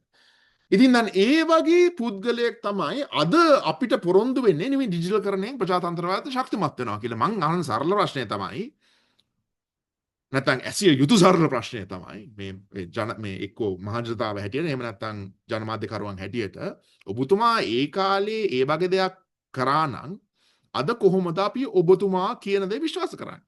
It's a very simple question. ඒක personal පෞද්ගලික අමනාපයක් නැත්නම් තරහක් නෙමෙයි. මොකද තමා කරපු එකද එයා නොවෙන්න පුළුවන් ඒක කරේ. හැබැයි එයාගේ වොච් එක යටතේ මේක උනේ ඇත්තට. ඉතින් ඒක ගැන එයා පිළිගැනීමක් නැත්තම් මොකක් හරි දෙයක් කියන්නේ නැත්තම් අපි අහුවේ නැත්තම් කොහොමද මේ වගේ පුද්ගලයෙක් අපි විශ්වාස කරන්නේ මානව අයිතිවාසිකම් රැකගන්න ශක්තිමත් කරන ප්‍රජාතන්ත්‍රවාදයේ ශක්තිමත් කරන ඩිජිටල් කරණයකට යටිතල අඩිතල පහසුකමක් ඇති කරයි කියලා. වෙන්න පුළුවන්. මං කියන්නේ ඒක නොකරනවා කියලා. හැබැයි මේක තමයි ඩොක්ටර් හාන්ස් විජේසූරියගේ කම්පැනි එකේ ඉතිහාසය. ඩයලොග් එකේ ඉතිහාසය. ඩයලොග් විතරක් නෙමෙයි, මොබිටෙල් උයි අනිත් හැම සියලු ටෙල්කෝස් ලංකාවේ තියෙන ටෙල්කෝස් මේ වගේ දේවල් කරලා තියෙනවා. මානව අයිතිවාසිකම් කරුවන් උයි ගවේෂණාත්මක ජර්නලිස්ට්ලා තමයි වැඩියෙන්ම මේක ගැන දන්නේ. ඒක ගැන අතර පුනුපුනා කියන්න ඕනේ නැහැ. ඉතින් ඒ වගේ ටෙක්නොක්‍රැට්ස්ලාට ද අපි මේ ඩිජිටල් කරණය යතුරු බාර දීලා තියෙන්නේ. දෙවෙනි කාරණේ තමයි මේ නීතිමය අවුල් ජාලයක් තියෙනවා. ලංකාවේ දැන් Personal Data Protection Act එක තියෙනවා. ඒකට amendment එකකුත් තියෙනවා. හැබැයි අපිට OSA එකක් තියෙනවා. ඉතින් මේ දෙක හාත්පසින්ම සන්දර්භ දෙකක්, කොන්ටෙක්ස් දෙකක්. ඒ කියන්නේ ඒක කම්පැටිබල් නැහැ. අපි හොඳටම දන්නවා අතර මේ OS එක ගැන අතර ඒක ගැන හාහුවක් නෑ. මාස දෙකකට ඉස්සෙල්ලා ඒගොල්ලන් පබ්ලික් කෝල් එකක් දීලා අපි ඔක්කොම හිතන්නේ මෙතන ඉන්න කට්ටියත් මං ලිව්වා, සම්පතුත් ලිව්වා, වෙන කට්ටියුත් ලියන්නේ නැති මේක අරන් දාන්න, මේක රිපීල් කරන්න. එහෙම නැත්නම් මේක හරියන්නේ නෑ. මේක ප්‍රජාතන්ත්‍රවාදයට ඓතිහාසික තර්ජනයක්. හැබැයි ඒක ගැන හාහුවක් නෑ. කරලා තියෙන්නේ අතට OSA එක ප්‍රෙසිඩන්ට්ගේ මිනිස්ට්‍රි ඔෆ් ඩිජිටල් ඉකොනොමි යටතේ ගෙන්නපුක එක්ස්ට්‍රෝඩිනරි ගැසට් එකක් මම හිතන්නේ මේ සති 3කට විතර ඉස්සෙල්ලා ඒක විතරයි කරලා තියෙන්නේ. ඒක පබ්ලික් සිකියුරිටි මිනිස්ට්‍රි එකේ තිබුණේ. දැන් ඒක ප්‍රෙසිඩන්ට් යටතේ තියෙන්නේ. ඒ අරින්න ඒක ගැන කිසි හාහුවක් නැහැ. ඉතින් OS එක කියන එක ඇත්තට ඩිජිටල් කරණයට තර්ජනයක්. ඒතකොට ඊට අමතරව ඇත්තට දන්න හැටියට ඇන්ටි ටෙරරිසම් බිල් එක, සයිබර් සිකියුරිටි බිල් එක මේ වගේ මෙව්වල ඩ්‍රාෆ්ට්ස් අතර හොයාගන්නත් නැහැ. හැබැයි මේවා ඇක්ටිව්, ඒ කියන්නේ මේවා සක්‍රීය වශයෙන් කතා කරනවා. මේවා මැරිලා නැහැ. මේවා සක්‍රීය ක්‍රියාදාම. අපි නොදැනුවත්වම ඇත්තට මේවා ගැන කතා වෙනවා ආණ්ඩුව තුලත්. එතකොට මෙන්න මේ personal data protection එකයි මේ අනිත් ඔක්කොම නීති සම්පාදනය කරලා තියෙන මානව අයිතිවාසිකම් රාමුගත කිරීමක් ඇත්තටම නැහැ. එතකොට මේක තමයි නීතිමය වශයෙන් තියෙන ලංකාව. ඉතින් එතකොට ඒකට ඩිජිටල් කරණය ඇතුළත් කරාම අතිශයින්ම අවුල් ජාලයක්. මොකද අර OSA එකේ ATB එකේ cyber security එකෙන් අර මේ මානව අයිතිවාසිකම් සූරා කැනීමක්, ඒ කියන්නේ අහෝසි කිරීමක් වගේ වෙන්නේ PDP එකෙන් ශක්තිමත් වෙනවා. එතකොට ඩිජිටල් කරණය යටතේ කොහාටද මේක යන්නේ? මොනවාද කරන්නේ? ඉතින් ඒක තමයි මෙතන තියෙන මූලික ප්‍රශ්නය ගැන කවුරුත් කතා කරන්නේ නැහැ. මම දන්න හැටියට ලංකාව තමයි මොකද අපි විතරක් නෙමේ ඩිජිටල් කරණය කරලා තියෙන්නේ. අපි නෙමේ ඉස්සෙල්ලම කරලා තියෙන්නේ. හැබැයි ඒ ඉතිහාසය තුල කෙටි ඉතිහාසයක් තියෙන්නේ. හැබැයි මේ ඉන්දියාව ගත්තත් මේ අප්‍රිකාවේ රටවල් ගත්තත් තවත් යුරෝපයේ මේ හැම රටක්ම ඇත්තට ඩිජිටල් කරණය යම් යම් විදිහකට එස්ටෝනියා යුක්‍රේන ඔය ඔක්කොම රටවල් කරලා තියෙනවා. හැබැයි අපේ රටේ විතරයි තමයි ඉංග්‍රීසි වලින් විතරයි මේ ඩිජිටල් කරණය කරගෙන යන්නේ. ඒක අරුම පුදුම දෙයක්. වෙන කොහෙවත් කිසිම අවස්ථාවක කිසිම රටක කිසිම මොහොතක කිසිම ඩිජිටල් කරණයක් ව්‍යාපෘතියක් කරගෙන ගිහිල්ලා නැහැ. ඒ රටේ භාෂාවක් පාවිච්චි කරන්නේ නැතුව. ඒ රටේ කතා කරන්නේ නැත්නම් කියවන්නේ නැත්නම් මැජොරිටි එක සමස්ත සමාජයට තේරෙන භාෂාවකින් තොරව එරෙහිව බාහිරව ඩිජිටල් කරණයක් කිසිම රටක කරලා නැහැ. අපේ විතරයි ඉංග්‍රීසි භාෂාවෙන් තියෙන මෙලෝ හතරකුත් නැහැ ඇත්තට ඉංග්‍රීසි භාෂාවෙන් බලනකොට.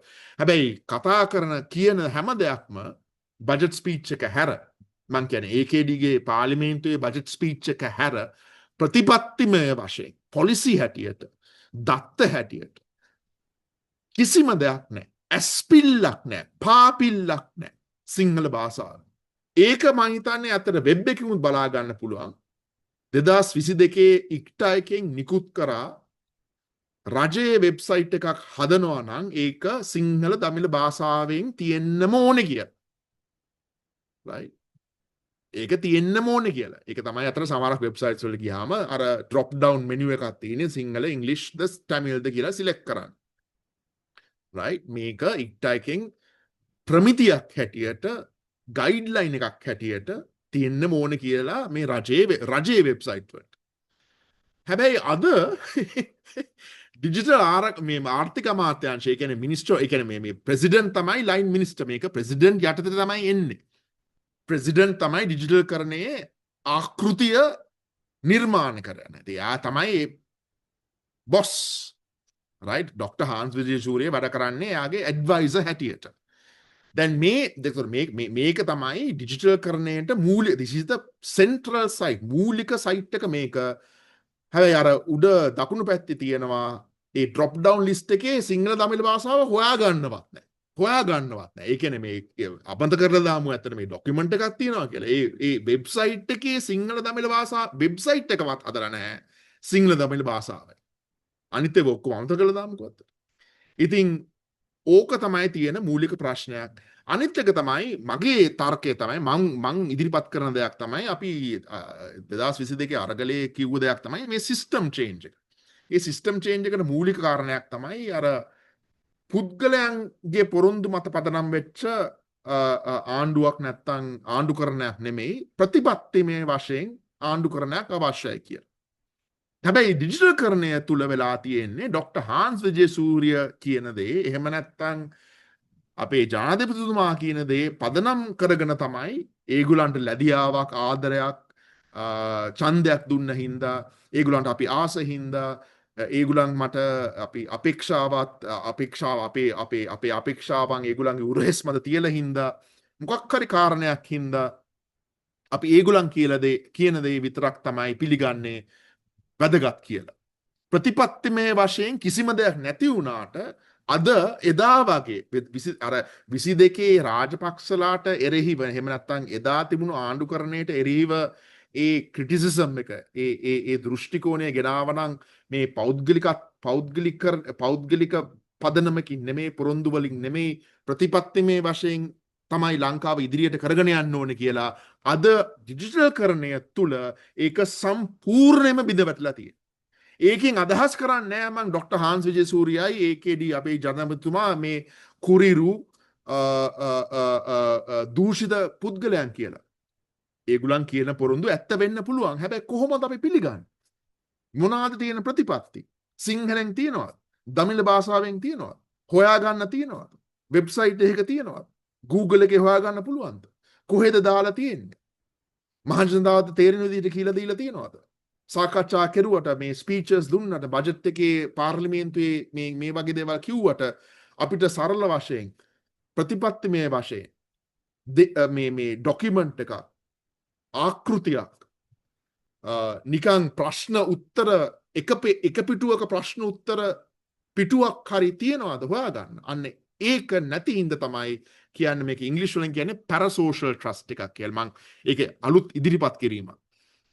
මේ වත්මන් ආණ්ඩුකරණයේ තියෙන පැරසෝෂල් කියන්නේ අපි පුද්ගලයෙක් අපේ යාළුවෙක් කියලා අපි හිතේ හදාගෙන ඉවරයි. ඕක ටෙලිඩ්‍රාමාස් වල අපි සමහරක් වෙලාවට ආදරය කරනවානේ ටෙලිඩ්‍රාමයේ කියන ලස්සන එක්කෙනෙකුට අපි ආදරය කරන හොලිවුඩ් එක නැත්නම් බොලිවුඩ් වල ඇක්ටර්ස්ලා අපි ශාරුක් ખાන් නැත්නම් කාජෝල් දැක්කම අපි ඒගොල්ලන්ට ආදරේ හිතනවා. අපි ඒගොල්ලන්ට ලැබියාවක් තියෙනවා. අපි හිතනවා ඒගොල්ලන් අපේ යාළුවෝ කියලා. අපි හිතනවා ඒගොල්ලන් අපේ කණ්ඩායමේ කියලා.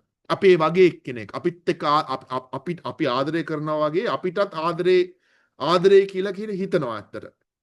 ඔකට තමයි පැරසෝෂල් ට්‍රස්ට් කියලා කියන්නේ. ඕක අතිශයින්ම භයානකයි ආණ්ඩුකරණයට. මොකද ප්‍රතිපත්තියක් නැහැ එතන. එතන තියෙන්නේ පෞද්ගලිකත්වයේ පදනම් වෙච්ච පොරොන්දු විතරයි. ඒ පොරොන්දු ඇත්ත වෙන්නත් පුළුවන් නැති වෙන්නත් පුළුවන්. ඉතින් ඒකේ ප්‍රශ්නයක්. අර ආයිමත් යන්නේ ඇත්තට මේ කිසිම ඩොකියුමන්ට් එකක් හොයාගන්න නැහැ. මම මේ ඉදිරිපත් ඒ කියන්නේ හාස්‍යජනක වශයෙන් ඉදිරිපත් කිරීමක් කරන්නේ මම මේ next slide එක අනිත් slide එකේ පෙන්වන්න හදන්නේ අද වෙනතුරු මේ ඊළඟ ස්ලයිඩ් එකේ මම පෙන්නන්න හදන්නේ අද වෙනතුරු ඩොක්ටර් හාන්ස් ඩොක්ටර් විජේසූරියත් අනුර කුමාර දිසානායකත් මිනිස්ට්‍රි ඔෆ් ඩිජිටල් ඉකොනොමි ආර්ථික අමාත්‍යාංශයෙන් දාලා තියෙන හොයාගන්න පුළුවන් ප්‍රතිපත්තිමය වශයෙන් ඩොකියුමන්ට්ස් උයි ස්ට්‍රැටජික් කමියුනිකේෂන්ස් උයි ලිස්ට් එක මම දැන් අනිත් ස්ලයිඩ් එකේ ඉදිරිපත් කරන්න හදන්නේ අද වෙනතුරු 2024 ඉඳන් ඉතින් ඕක තමයි යථාර්ථය. right? ඉතින් ඕක ඒක ලෝකේ ඩිජිටල් කරණය ගැන ව්‍යාපෘතයක් ගැන මේ වගේ දෙයක් හොයාගන්නවත් නැහැ. මේක ප්‍රථම වතාවට මේ විදිහට වෙන්නේ. right? සිංහල බදමිල භාෂාවෙන් උත් නැහැ. අතර ප්‍රතිපත්තියේ වශයෙන් කිසිම දෙයක් හොයාගන්නත් නැහැ. අර කම්පියුටර් කරන කට්ටියට මේක කියන්නේ වචනයක් තියෙනවා වේපවයා කියලා. වේප කියන්නේ වාෂ්ප. වේපවයා කියන්නේ වාෂ්ප වගේ එකක්. ඒතන වේපවයා කියන්නේ අර කම්පියුටර්ස් කරන කට්ටිය ඉස්සර කාලේ පොරොන්දු මහා ලොකු පොරොන්දු දීලා ඇත්තට ඒගොල්ලන් සමහරක් වෙලාවට මංකොල්ල කෑවා.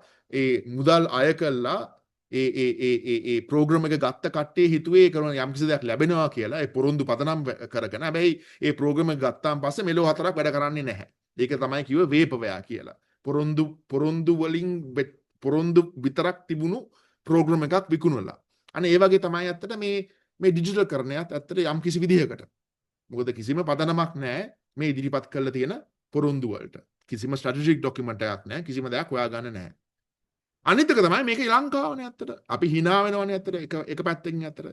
අද අපි ක්ලවුඩ් අපේ අර ලංකා LGC එක ලංකා මේ ගවර්න්මන්ට් ක්ලවුඩ් එක ගත්තත් අර මාස දෙක මේ මැයි මාසේ අතර පෙන්ෂන්ස් ඩිපාර්ට්මන්ට් එක ගත්තත් 2021 LGC එකේ අර අවුරුද්දෙන් අවුරුද්දට අපි දැන් තියෙන ක්ලවුඩ් ඉන්ෆ්‍රාස්ට්‍රක්චර් එක දැන් තියෙන දත්ත තියාගන්න යටිතල පහසුකම් අවුරුද්දෙන් අවුරුද්දට අතිවිශාල වශයෙන් කඩා වැටලා තියෙනවා. එහෙම නැත්නම් සයිබර් ඇටැක් වලට මුහුණ පාන සිද්ධ වෙලා තියෙනවා. අතිවිශාල හානියකුත් සිද්ධ වෙලා තියෙනවා. අවුරුද්දෙන් අවුරුද්දට මේ අවුරුදු 5-6 ගත්තා. ඉතින් ඒ වගේ තාක්ෂණික පදනමක් තියෙන රටක තමයි මේ මහා ලොකු ඩිජිටල් කරණයක් විප්ලවයක් හැටියට ඉදිරිපත් කරන්න යන්නේ. ආයිමත් කියන්නේ ඒක කරන්න ඕනේ. නොකරන්න කියන එක නෙමෙයි. හැබැයි යථාර්ථය මොකද්ද? දැන් ඔක්තෝබර් මාසේ LGC එක කොලැප්ස් වුණාම අර අද කියපු දේ නෙමෙයි ඒගොල්ලන් හෙට කිව්වේ. ඒ පුද්ගලයාම අද මොකක් කර කිව්වා නම් ඒ පුද්ගලයාම හෙට කියනවා තවත් එකක්. පෙන්ෂන්ස් ඩිපාර්ට්මන්ට් එක ගැන බැලුවොත් අතර අද කතා වෙන්නේ නැත්නම් මම දන්න කවුරු කොතෙක් දුරට මේක දන්නවද කියලා ඇත්තට ඒ පෙන්ෂන්ස් ඩිපාර්ට්මන්ට් එකට සයිබර් සිකියුරිටි ඇටැක් එකක් එල්ල වුණා. ඒක ගැන කතා කරනවා ඇත්තට අපි. ඉතින් මේ වගේ රටක් තුල කිසිම වගකීමක් නැති, කිසිම වගවීමක් නැති, කිසිම ස්වාධීන ඔඩිට් ප්‍රෝසෙස් එකක් නැති මේ වගේ දෙයක් වුණාම රටක තමයි ඒ සංස්කෘතිය ඒ කියන්නේ පබ්ලික් සර්විස් සංස්කෘතිය තුල තමයි මේ ඩිජිටල් කරණය ගැන මහා ලොකු විප්ලවයක් ඇති කරගන්න හදන්නේ. ඉතින් ඒක කරන්න පුළුවන්ද කියලා ලොකු ප්‍රශ්නයක් ඇති වෙනවා. මේක ගැන කතා කරනකොට බ්‍රසීල් වල මේ කදිම උදාහරණයක් තියෙනවා. මම ඒක ඉදිරිපත් කළා තියෙනවා. බ්‍රසීල් වල සරල වශයෙන් කිව්වොත් මේ වගේ ක්‍රියාදාමයක්ම තමයි කරගෙන යන්න බලාපොරොත්තු වුණේ බ්‍රසීල් ආණ්ඩුවේ. මේක ඉංග්‍රීසි වලින් විතරයි තියෙන්නේ. හැබැයි සරල වශයෙන් ඇත්ත සිංහලට පරිවර්තනය කරන්න පුළුවන්. මේක හරිම හොඳ ආටිකල් එකක්. අපිට අපි යන දිශානතිය කොච්චර අවදානම්ද කියලා මෙතනින් හොඳට පේනවා. මෙතනින් සාර මං හයිලයිට් කරලා තියෙන කෑල්ලෙන් ඉංග්‍රීසි වලින් කියන්නේ ඒගොල්ල ඒ රටේ ආණ්ඩුවත් මේ තාක්ෂණික පදනමකින් විතරයි මේ ඩිජිටල් කරණය කරගෙන ගියේ. මානව අයිතිවාසිකම් ගැන කතා කරේ නෑ. අනිත් එක තමයි ඒගොල්ලන් බ්‍රසීල් වල මහජනතාවත් එක්ක ඍජු කතිකාවක් තිබුණේ නැහැ. ඒගොල්ලන් හිතුවා මේක නෑ ඉදිරිපත් කරපු විගසම ඇත්තට ඒගොල්ලන් පිළිගන්නවා. කතිකාවක් අවශ්‍ය නැහැ. කතිකාවකින් බාහිරව කතිකාවක් තොරව මේ ඩිජිටල් කරණය කරගෙන යන්න පුළුවන්. අන්න ඒක හින්දා බ්‍රසීල් වල ඒක අඩපණු වුණා. කඩාකප්පල් වුණා. මොකද ඒ ඩිජිටල් කරණය ආකෘති ඒ ආකිටෙක්චර්ස් ඒ තාක්ෂණය ඔක්කොම කඩා වැටුණා. යම්කිසි පදනමක් කියන්නේ හේතුවක් තියෙනවා ඒකට.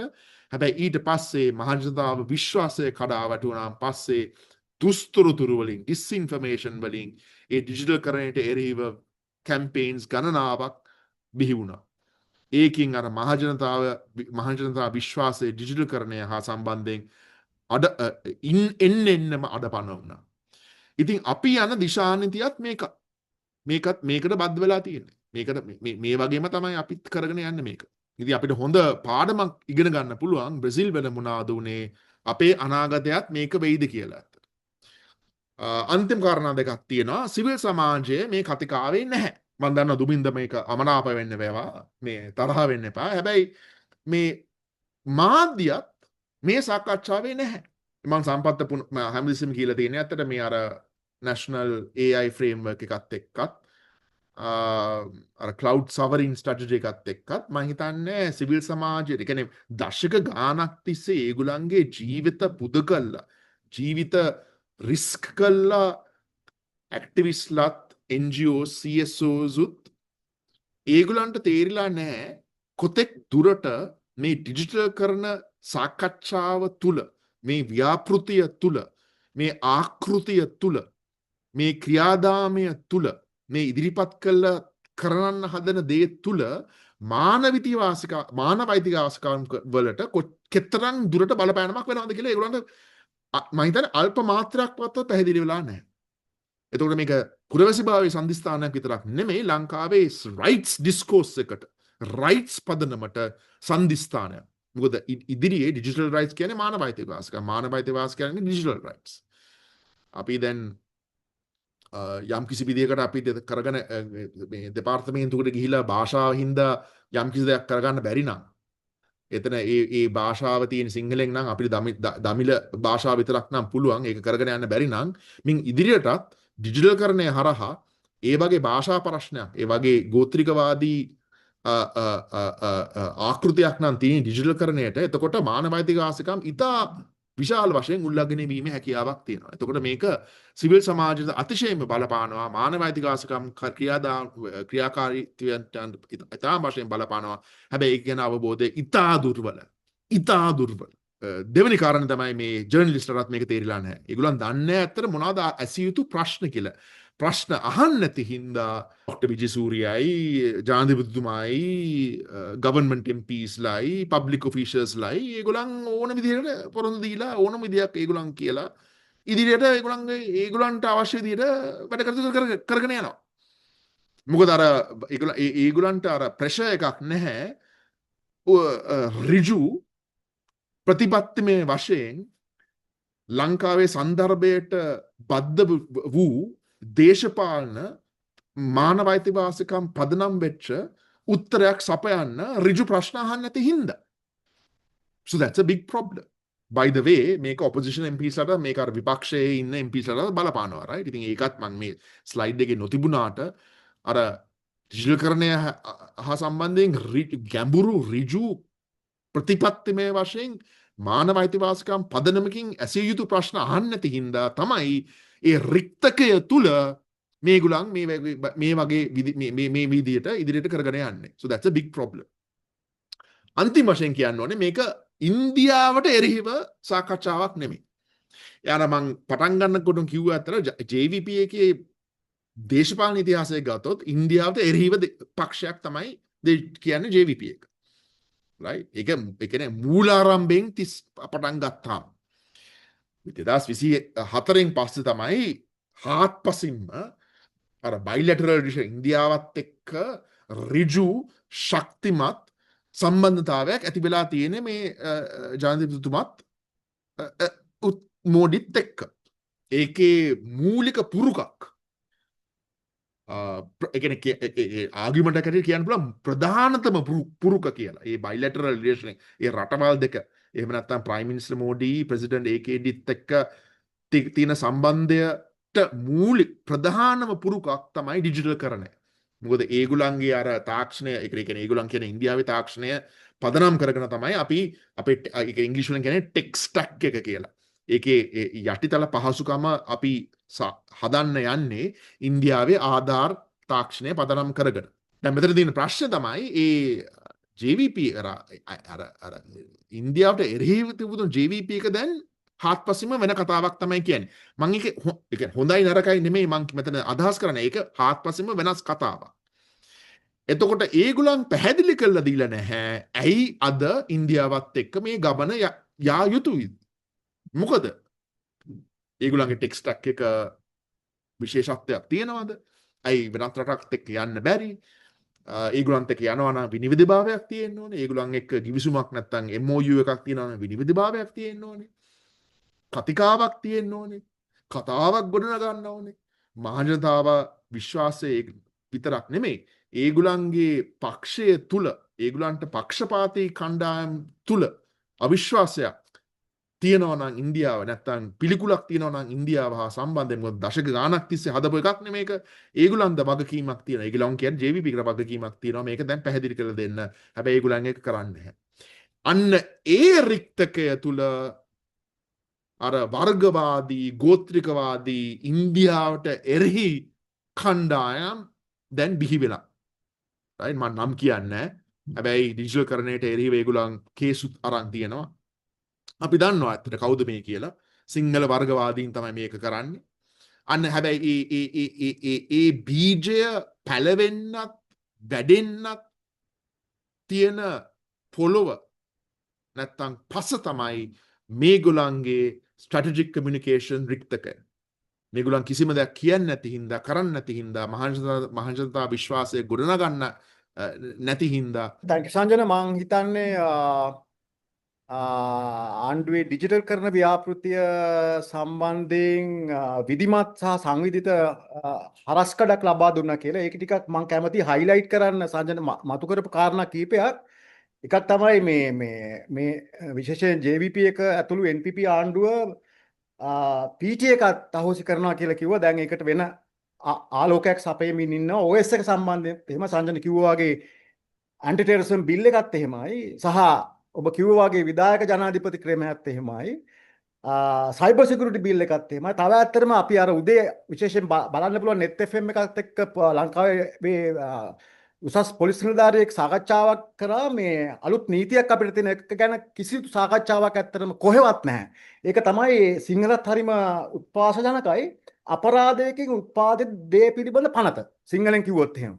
මම කියන්නේ මේකේ සර්වේලන්ස් සම්බන්ධයෙන් මේකේ විශේෂයෙන් ප්‍රයිවසි සම්බන්ධයෙන් ගොඩක් ප්‍රශ්න ඇති වෙන්න පුළුවන්. මම හිතන්නේ ඔවුන් ගේන අදහස අපරාධකරුවන් මර්ධනය කරන්න උනාට මේක සමස් පුරවැසියන්ටම කොහොමද බලපාන්නේ කියලාවත් අපිට ළඟ සාකච්ඡාවක් නැහැ කියන එක. අනිත් එක ඇත්තම සංජන අවසානයේ මතක් කරපු එකක් තමයි ඉන්දියාවට එරෙහිව කියන කතාව. ඒක වැදගත්. පෞගේ කාලේ මේ ඩිජිටල් ව්‍යාපෘති සම්බන්ධයෙන් සාකච්ඡාව ගියේ ID එක සම්බන්ධයෙන්. ජෛව විවිධක දත්ත සම්බන්ධයෙන් විතරයි. ඒකෙදි ඇත්තටම සමාජ කතාබහක් මාධ්‍ය ඇතුළත ජනමාධ්‍ය ප්‍රධාන ධාරාව වගේ සාකච්ඡා කරේ ඇත්තටම මේ ඉන්දියානු විරෝධයක් ඉන්දියන් කම්පැනි සම්බන්ධයෙන් ඒ වගේ සන්දර්භයක් ඇතුලේ පමණයි නමුත් ඒකේ කොහෙවත් මම දැක්කේ නැහැ මෙතන මං හිතන් ඉන්නවා මේ ජනමාධ්‍ය සංවිධානවල ප්‍රධානීන් සිවිල් සංවිධාන ප්‍රධානීන් මානවිකම් වල ඊටාම උසස් ක්‍රියාකාරීන් ඒ වගේ දැක්කේ නැහැ මේ අයිතිවාසිකම් පදනම් කරගෙන කොහොමද මේ ඩිජිටල් ව්‍යාපෘතිය ගැන කිසිදු අදහසක් තිබ්බේ අර ඒක sannivedanaye උනේ සමාජයට ඉන්දියන් විරෝධයක් කියලා. මිසක් තාක්ෂණික හරි නැත්නම් මානව අයිතිවාසිකම් හරි පදනමකින් ඒ සාකච්ඡාව sannivedanaye උනේ නෑ කියලායි මං හිතන්නේ අපේ අදහස. කොහොම නමුත් සංජනගේ අදහස් සහ සියලු දේවල් එක්ක අපිට පුළුවන් යම් වෙලාවක් මෙතන ඉන්න කට්ටියට ප්‍රශ්න හෝ අදහස් තියෙනවා නම් අපිත් එක්ක බෙදා ගන්න. සහ විශේෂයෙන් ප්‍රශ්න තියෙනවා නම් අපිත් එක්ක අහන්න පුළුවන්. ඊට අමතරව අපි උත්සාහ කරනවා මේ පරිවර්තනයකින් හරි දෙමළ භාෂාවෙන් මේ සාකච්ඡාව ඉස්සරහට කරන්න. ඒක ගැනත් අපි මේ වෙලාවේ මතක් කරන්න ඕනේ මොකද මේ ඒකත් මම හිතනවා මේ ඩිජිටල් කරන ව්‍යාපෘතියට ඉතාම අත්‍යවශ්‍ය කාරණයක් කියලා ඇත්තට. සම්පත් ඇත්තටම එතකොට මේ ඩිජිටල් කරන්නේ කාගේ උවමනාවකට සිද්ධ වෙන්නේ. ඒ කියන්නේ මිනිස්සුන්ගේ උවමනාව මිනිස්සුන්ල පිටක් නෙවෙයි ඇත්තටම කාගේද උවමනාව. ඇත්තටම මේ ඩිජිටල් කරන ව්‍යාපෘතිය මට තේරුණාට ලක්ෂ්මන්. සංජන මම අහන්නේ ඇත්තටම මේක පිටිපස්සේ කාගේද උවමනාව තියෙන්නේ. කාටද මේක කොහොම හරි කරගන්න ඕනේ. කියන්නේ මිනිස්සුන්ගෙන් මේක වහලා ඇත්තටම කාටද කරන්න ඕනේ. well ඒක හොඳ ප්‍රශ්නයක්. ඩිජිටල් කරණයක් අවශ්‍යයි ලංකාවට. ලංකාවේ ආර්ථික ප්‍රජාතාන්ත්‍රික දේශපාලන ගෝලීය වශයෙන් ලංකාව කොහොමද දැන් ඉදිරියට යන්නේ සාක් රටවල් ඒ රීජන් එක තුල මේ ඕනම පැතිකඩකින් ගත්තොත් ඩිජිටල් කරණයක් ඒ කියන්නේ මේ ඩිජිටල් ව්‍යාපෘති ඩිජිටල් ආකෘති ඩිජිටල් පදනමකුත් එක්ක යන්නේ නැත්නම් අපි පසුගාමී තත්ත්වයකට එන්නෙන්නම පරිවර්තනය වෙනවා. ඒක රටට හොඳ නැහැ. ඉතින් ඒක තමයි ඕනම රටක් ලංකාව විතරක් නෙමෙයි අතට මේ ඩිජිටල් කරණය ගැන මේ කතිකාවේ සරල වශයෙන් කිව්වොත් අවශ්‍යතාවය අර ගෝලීය රාමුවකට නැත්නම් ජාලයකට බද්ධ වීමේ හැකියාව. රටක් හැටියට ඒක එකක්.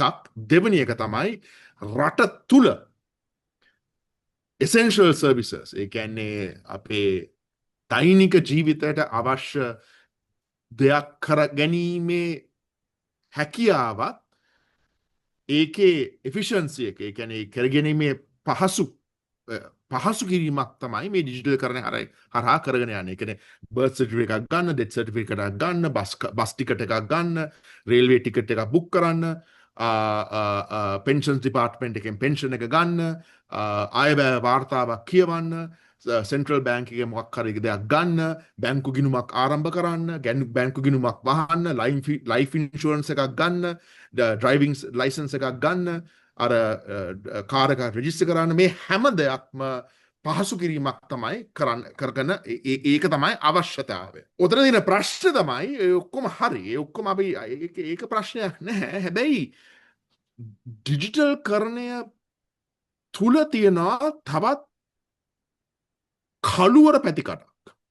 ඕක බද්ධ වෙලා තියෙන ඕක ඉංග්‍රීසියෙන් කියන්නේ two sides of the same coin කියලා. ඒ කියන්නේ එකක් හොඳ එකක් ඒ තාක්ෂණයෙන්ම නරක දෙයක්ුත් කරන්න පුළුවන් ඔය සර්වෙලන්ස් සංස්කෘතියක් ඇති කරන එක. ලංකාවේ ඉතිහාසයේ සර්වෙලන්ස් නොතිබුණ එක නෙමෙයි මතන කියන්නේ. හැබැයි ඩිජිටල් කරණයෙන් පස්සේ ඒ තාක්ෂණය පදනම් කරගෙනම සර්වෙලන්ස් සංස්කෘතියක්, සර්වෙලන්ස් ආකෘතියක්, සර්වෙලන්ස් කුඩයක්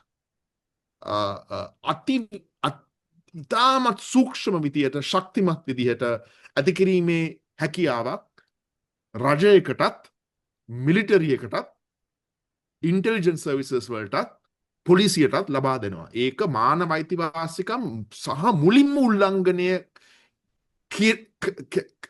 කෙරිය හැකි ආකෘතියක්. ඉතින් ඔය දෙක තමයි ඕනම රටකත් ලංකාව තුලත් ඩිජිටල් කරන කතිකාව තුල තියෙන ප්‍රතිකඩවල් දෙක.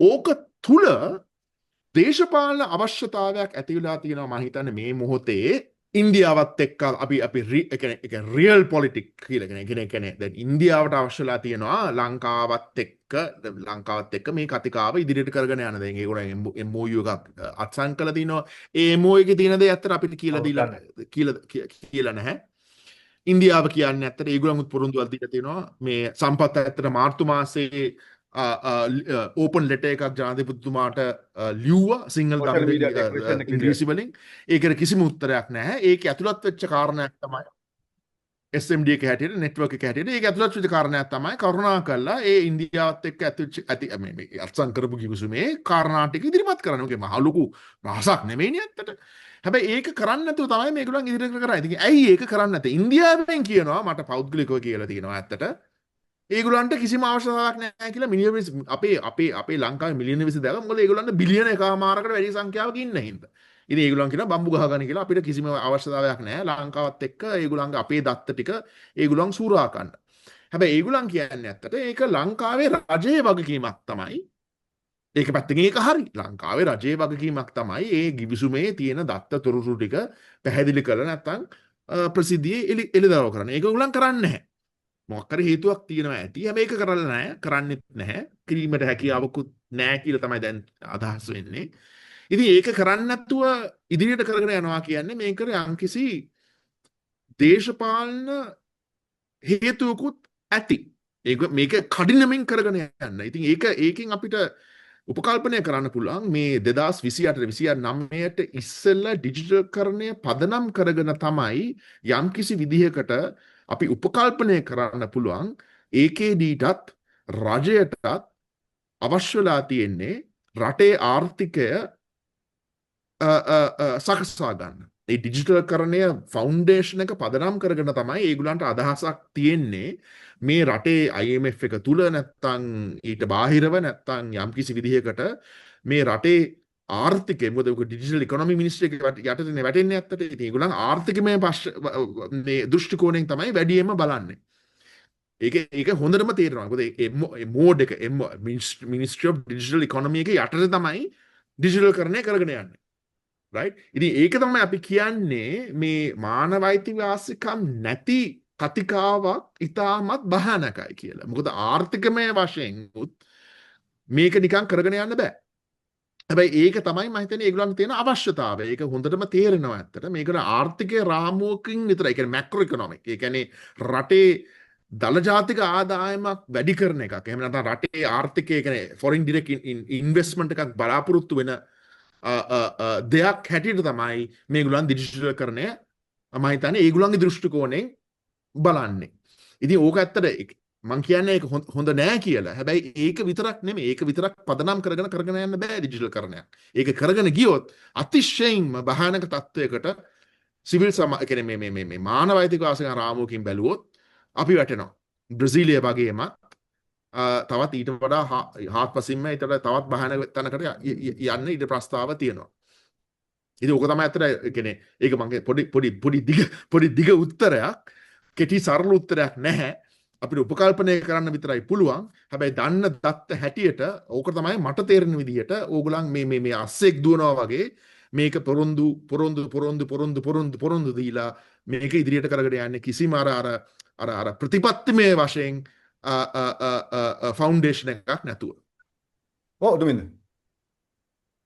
ඔව් මම හිතන්නේ මේ සංජන කිව්වා මීඩියාවල මාධ්‍යවල මේ සඳහා මේ වැඩි අවධානයක් ලොමු වෙලා නැහැ කියලා. ඒකට හේතුව එකක් තමයි මේක දෙමළ සහ සිංහල මාධ්‍යයෙන් කතිකාවතක් ඇති වෙලා නැති එක. මොකද ඒක එහෙම අධ්‍යයනය කරන්න ඕන මාධ්‍යවේදීන්ට යම් ප්‍රශ්නයක් අහන්න හරි එමෙතිවරයෙක්ගෙන් හරි කාගෙන් හරි. නමුත් ඒක එහෙම වෙලා නැහැ එකක්. අනිත් එක තමයි තරුණ ප්‍රජාවට දීලා තියෙන අදහස තමයි මේ ඩිජිටල්කරණය හරහා එයාගේ පහසුකම් වැඩි වෙනවා. ඒගොල්ලෝ අලුත් ලෝකයකට එක් කරගෙන යන්න පුළුවන්. එහෙම සංකල්පයක් තමයි මේ ඩිජිටල්කරණය තුල තියෙන්නේ. නමුත් මානව හිමිකම් කියන පැත්ත නැහැ කියන එක පිළිබඳව ආණ්ඩුව මොනම වෙලාවකවත් එහෙම උත්තරයක් දීලා නැහැ. අනිත් එක තමයි දැන් අපි දැක්කාම NPP ආණ්ඩුව ජවිපේ කියන්නේ ඉන්දියන් විරෝධීව හිටපු කණ්ඩායමක්. ඒකට ඔවුන්ට තල්ලු වෙන්න උනේ මොකද? මේ වගේ ව්‍යාපෘතියක් ඇත්තටම මේ පෞද්ගලික තොරතුරු දත්ත තුන්වෙනි පාර්ශවයකට යනවා කියලා මුලින්ම පාර්ලිමේන්තුවේ කතා කරේ මේ ජනාධිපතිවරයා. එතකොට ඇයි එහෙම තල්ලු වුණේ ඒ වගේ තැනකට කියන එක පිළිබඳව පොඩි දැනගැනීමක් කරන්න ලැබුවොත්. ඍජුත්තරයක් නැහැ දුමින්ද. ඔකට අපි දන්නේ නැහැ ඇත්තට. මොකද ඕක රහස්‍යගත ගිවිසුමක් නැද්ද? නැත්තම් මොන වගේ ආකාරයකට ඒ වගේ දෙයක් ඒ ස්ථාවරත්වයට ආවද කියලා අපි දන්නේ නැහැ. ඒක කතාවක් ඇති එතන. හැබැයි අපි දන්නේ නැහැ ඒ කතාව. ඒ කතාවක් ඇති. පදනමක් තියෙනවා නැත්තට මිනිස්සෙක් වගේ වෙනස් වෙන්න දේශපාලන හේතුකුත් ඇති.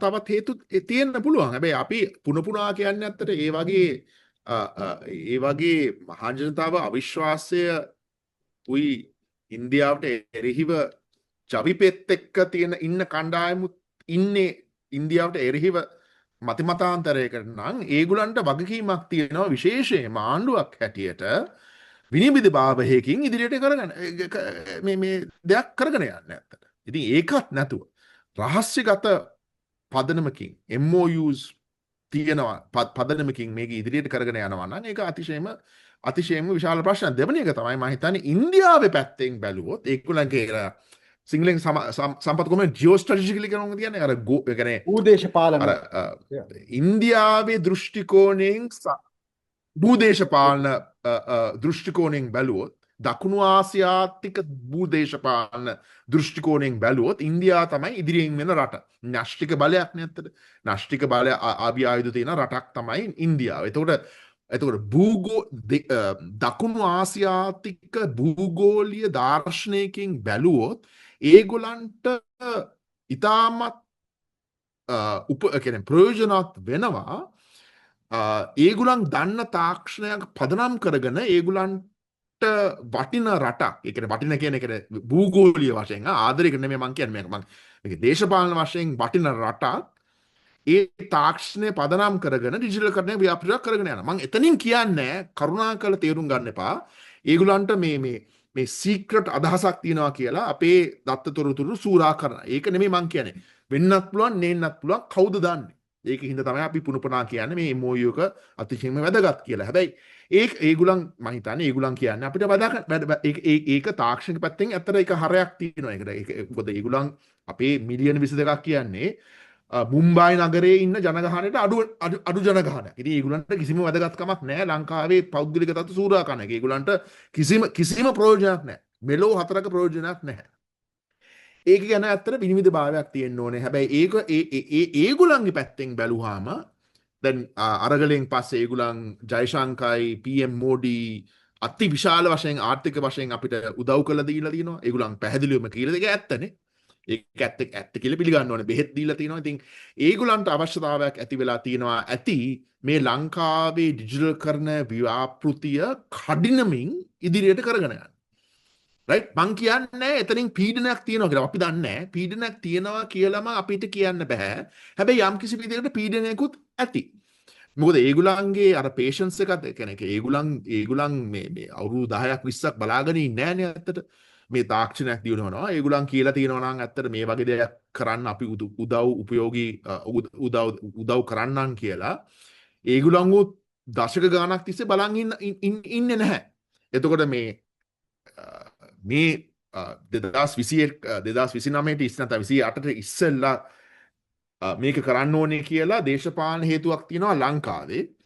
ඉන්දියාවේ පැත්තෙන් බැලුවොත් ඒගොල්ලන්ටත් ඒක අතිශයම ප්‍රයෝජනවත් මේක කඩිනමින් කරගෙන යන්නේ. එතකොට අර භූදේශපාලන දෘෂ්ටි කෝණයෙන් බැලුවාම එතකොටත් එතනින් තේරුම් ගන්න පුළුවන් ඇයි මේක කඩිනමින් කිරීමේ මේ කඩිනමින් අර අස්සෙක් දුවනා වගේ මේ කරගෙන යන්නේ ඇයි කියලා. ඒතොර ඒක එතනින් අර ස්ථාවරත්වයේ වෙනස් වීම ගැන අපිට යම් කිසි පැහැදීමකටත් එන්න පුළුවන්.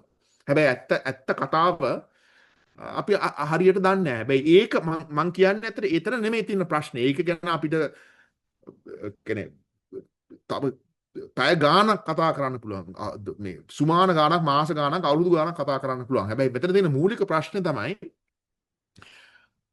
කොහොමද අපි මේ ඩිජිටල් කරණය කරගෙන යන්නේ මෙන්න මේ අවිශ්වාසය පදනම් කරගෙන. ඇත්තට මේ අවිශ්වාසයක් තියෙනවා නම් මහා ජනතාවට ඉන්දියාව දත්ත සූරා කරනවා නම් මොනා කවුරු කිව්වත් අර ප්‍රතිපත්තිමය වශයෙන් ඍජු ආකෘතියක් ෆ්‍රේම්වර්ක් එකක් ඩොකියුමන්ට්ස්ුයි MOUයි වගකීමක් විනිවිදභාවයක් නැතුව මානව අයිතිවාසිකම් පදනමක් නැතුව මේක කරගෙන යන්න බෑ.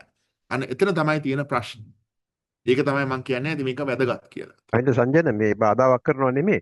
දැන් මේ ඔයා කියන එක බ්‍රසීලෙත් මෙහෙම වුණා නම් හාන්ස්ටයි ඒකේදීටයි මේක තේරෙන්නේ නැද්ද නැත්තම් තේරුණා වගේ අර වෙන අයගේ අවශ්‍යතාවයකට අත්හැරලා ඔහෙ ඉන්නවද? I don't know මට තේරෙන්නේ නැහැ. ඒක මම I had to be very careful. මම කියන්නේ මේක පෞද්ගලික අමනාපයක් නෙමෙයි. හැබැයි අපි ඩොක්ටර් විජේසූරිය ගැන කතා කරනකොට ඩොක්ටර් විජේසූරිය කියන්නේ පබ්ලික් සෙක්ටර් එකත් එක්ක වැඩ නොකරපු එක්කෙනෙක් නැත්තර. එයා ප්‍රයිවට් සෙක්ටර් ඉන්ඩිවිජුවල්. එයා CEO කෙනෙක්. එයාගේ ඒ කියන්නේ ඩයලොග් කම්පැනි එකේ යටතේ එයා යටතේ හිටියා ඉතාමත් දක්ෂ පුද්ගලයා.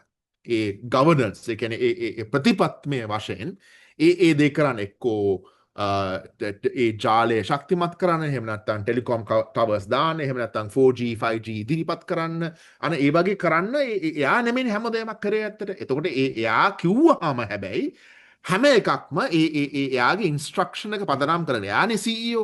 එයා කිව්ව හින්දා ඒ ප්‍රයිවට් සෙක්ටර් සංස්කෘතිය තුළ යම් කිසි විදිහකට ඒ වගේ දේවල් සිද්ධ වුණා. මොකද එයාත් එක්ක වැඩ කරන දක්ෂ එයා මොකක් හරි කිව්වහම ඒ වගේම කරන කට්ටියක් හිටියා. right? දැන් පබ්ලික් සෙක්ටර් එක සංස්කෘතියත් එක්කත් ඒ කරන විදිහත් එක්කත් සම්පූර්ණයෙන්ම වෙනස් නේ ඇත්තට.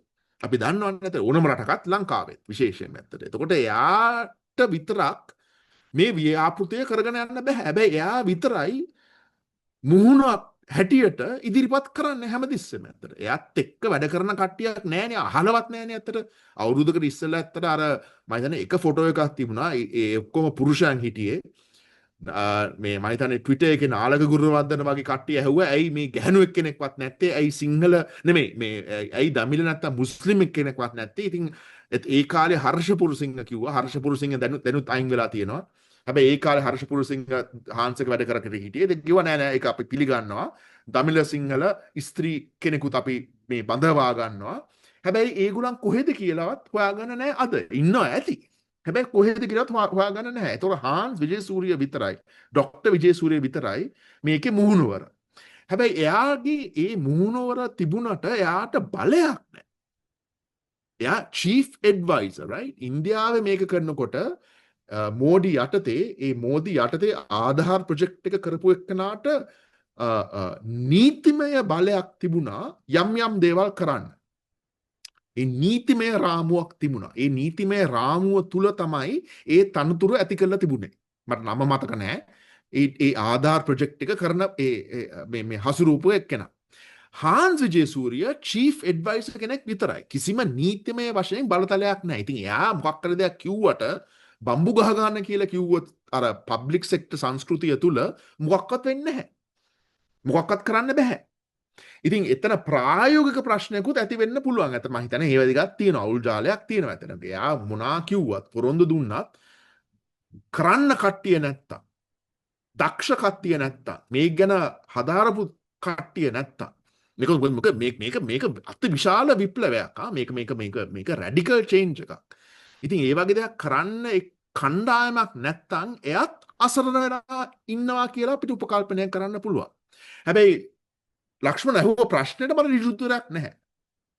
right? I don't understand. ඒකට ඒගොල්ලෝ මොකද මේ ප්‍රසන්ටේෂන් එක මේ මහා ලොකු ගැඹුරු දෙයක් නෙමෙයිනේ ඇත්තට. ඒක මං ඉදිරිපත් කරලා තියෙන අදහස් ටික සම්පත්තත්, රුකීටත්, දුමින්දටත්, ඔයාටත් මේ කෝලේ ඉන්න හැම එක්කෙනාටමත් කියන්න පුළුවන් දෙයක්. මේක මේ අරුම පුදුම දෙයක් නෙමෙයි ඇත්තට.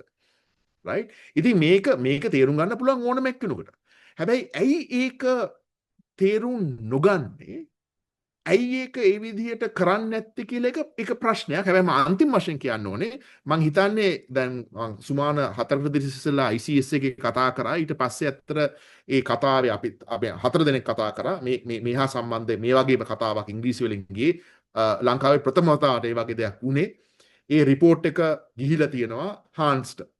මම හිතන්නේ ඒක පදනම් කරගෙන එයාට තේරිලා තියෙනවා දැන් මේක මේ විදිහට කරගෙන යන්න බෑ යම් දේවල් එයා මින් ඉදිරියට ඇත්තට වෙනස් වෙන්න පුළුවන් අපි හිතනවා ඒ වගේ අපේක්ෂා කරන ඒ වගේ දේවල් වෙන්න පුළුවන් කියලා හැබැයි අද වෙනතුරු එයාට තේරිලා නැහැ කොතෙක් දුරට මේක බාහනගයිද කියලා හැබැයි අර ඔක සම්පත් ටෙක්නොක්‍රැට්ස් වලට සිංහල වචනයක් තියෙනවද ටෙක්නොක්‍රැට්ස් කියන අර තාක්ෂණය පදනම් තාක්ෂණය දෘෂ්ටි කෝණයෙන්ම විතරක් බලන කට්ටිය ඉන්නවනේ අතට ඕනම රටක ඔව් රයිට් ඔව් ටෙක්නොක්‍රැට්ස්ලා අතට ඒ වෙනම ක්ලාස් එකක් ඉන්නවා සමාජයේ වෙනම ක්ලාස් එකක් දැන් උදාහරණයක් විදිහට ට්‍රම්ප්ගේ ඇමරිකාවේ ටෙක්නොක්‍රැට්ස් තමයි බලය දේශපාලන බලය උදුරාගෙන තියෙන්නේ අතට ඒක ප්‍රජාතන්ත්‍රවාදයේ ඇමරිකාවේ අතිශයින්ම බරපතල තර්ජනයකුත් ප්‍රශ්නයකුත් මං කියන්නේ හාන්ස් විජේසූරිය මේ බලය සූරා ගන්න අවශ්‍ය ආසාවක් එක්කෙනෙක් කියලා. හැබැයි හාන්ස් ඩොක්ටර් විජේසූරිය කියන්නේ ටෙක්නොක්‍රැට් කෙනෙක්.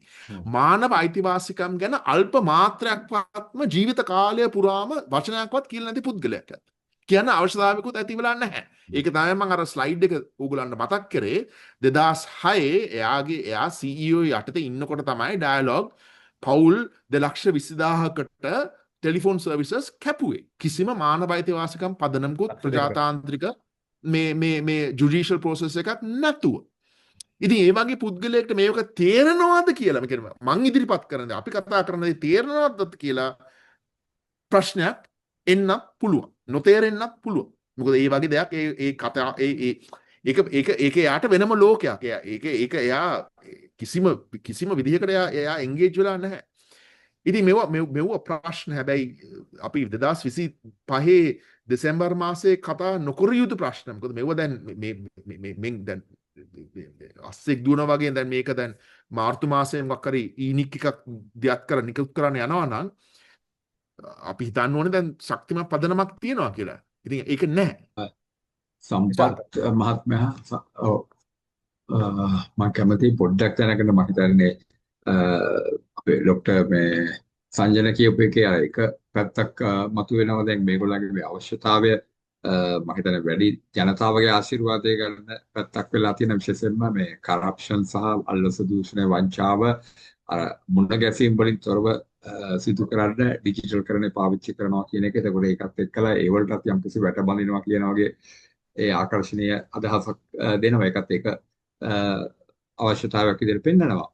ඒක කොහොම වුණත් මම හිතන්නේ දැන් අපිට පේන විදිහට මේ දක්වා මේ යන විදිහ දැන් ඔබ අපි කිව්වා වගේ මේ සෝෂල් මීඩියා ඩෙක්ලරේෂන් කණ්ඩායම් වෙනුවෙන් ඉල්ලපු දේවල් වලටවත් මොනවටවත් ඒ වලට ප්‍රතිඵලයක් උත්තරයක් මොනවත් ලැබෙන්නේ නැති තැනක අපි කොහොමද මේ සම්බන්ධව කිසියම් විදියක මේ අපේ මේ දැනුවත්කමට එහා ගිහිල්ලා යම්කිසි බලපෑමක් කරන්න මොන හරි අපිට දෙයක් කළ හැකිද කළ යුතුද අඩුම වශයෙන් මේ මොනවා ඒගොල්ලෝ උත්තර නොදුන්නත් අපේ හෘද සාක්ෂ්‍ය සහ අපි මේ වෙනුවෙන් වැඩ කරන පිරිසක් විදිහට මම හිතන්නේ යම්කිසි විදියකට අපිට ඉන් රයිටින් ලියලා මේවා පිළිබඳව මීට වඩා ජනතාවාදී ස්වරූපයකින් ජනතාව හෝ සිවිල් සමාජය හෝ මාධ්‍ය හෝ ඒ කියන්නේ අපි පුරවැසි සමාජය සම්බන්ධ කරගෙන මේ ක්‍රියාවලින් ඉස්සරහට යා යුතුයි ඒ කන්සර්න් එක අපිට තියෙනවා සහ එතකොට යම්කිසි විදියකට මේවා මීට වඩා දැන් ඒ උපදේශකයන්ගේ ක්‍රියාමාර්ග ක්‍රියාදාමයන් එක්කලමත් බැඳෙන කැලේ ටිකක් තියෙනවා ඊට වඩා එතකොට ඒවා පුළුල් තලයකට ගිහිල්ලා අනිත් අයත් ඉන්වෝල්ව් සහ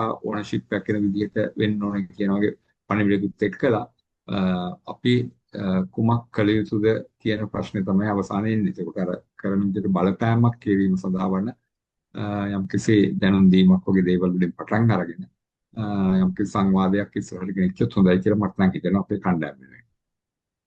thank you මේ නිශාන්ත මම හිතන්නේ මේක ආරම්භයක් විදිහට අපි මම මේ සලකමු කිව්වෙත් ඒකයි විශේෂයෙන් ඒ කියන්නේ සෝෂල් මීඩියා ඩෙකොරේෂන් එකේ පාර්ට්නර්ස්ලා සහ TOT එකේ අපි සෝෂල් මීඩියා ඩෙකොරේෂන් එකේ සම්බන්ධ දෙමළ භාෂාවෙන් වැඩ කරන කණ්ඩායමකුත් ඉන්නවා. ඉතින් ඒ ඔක්කොම එකතු කරගෙන අපි යම් විදියකට ඉස්සරහදී හම්බෙලා දෙමින්ද අපි ඔක්කොම මේ යම් සාකච්ඡාවකින් පස්සේ ටිකක් ඉක්මන් සැලසුමක් හදා ගන්න වෙයි කියලා අපි සාකච්ඡා කරමින් ඉන්න. නමුත් අපිට තාම ඒක කරගන්න බැරුව. නමුත් ඉස්සරහට බලමු ඇත්තටම මේ සාකච්ඡාව මේකෙන් හරි පටන් ගන්න පුළුවන්ද කියලා නිශාන්ත. හොඳ අදහසක් ඇත්තටම මේක. මේ බොහොම ස්තුතියි ආචාර්ය සංජන හත්කටුව. මම හිතන්නේ ඉතාමත් වැදගත් හරස්කඩක් ලංකාවේ ඩිජිටල්කරණ ව්‍යාපෘති සම්බන්ධයෙන් ඔබ ඉදිරිපත් කරා. ඒ වගේම විශාල දත්ත ප්‍රමාණයක් විශාල තොරතුරු ප්‍රමාණයක් ඉදිරිපත් කරා කියලා මම හිතන්නේ. ඇත්තටම අපිට PowerPoint එකක් ෂෙයා කරගන්න පුළුවන්. මෙතන ඉන්න group එක අපි ගොඩක් දන්න කට්ටිය ඉන්න හින්දා සහ ඒක වැදගත් වෙයි. සහ මම හිතන්නේ මේක අපි කතා කරමින් ඉන්නවා ටිකක් ෆිසිකලි වගේම වෙනත් විදිහකට මේක කොහොමද මේ සාකච්ඡාව ජනගත කරන්න කියලා නිශාන්ත කිව්වා වගේ. ඉතින් මේ ඔක්කොමත් එක්ක අපි තියාගෙන අපි නැවතත් හමු වෙන බලාපොරොත්තුෙන් අපි සමු ගන්නවා. බොහොම ස්තුතියි ඩොක්ටර් සංජන හත්තුට සහ මෙතන සහභාගී වුණ ඔබ සියලු දෙනාටමත් බොහොම ස්තුතියි මේ වැස්ස සහ සියලු බාලකයන් මැද්දේ. Thank you.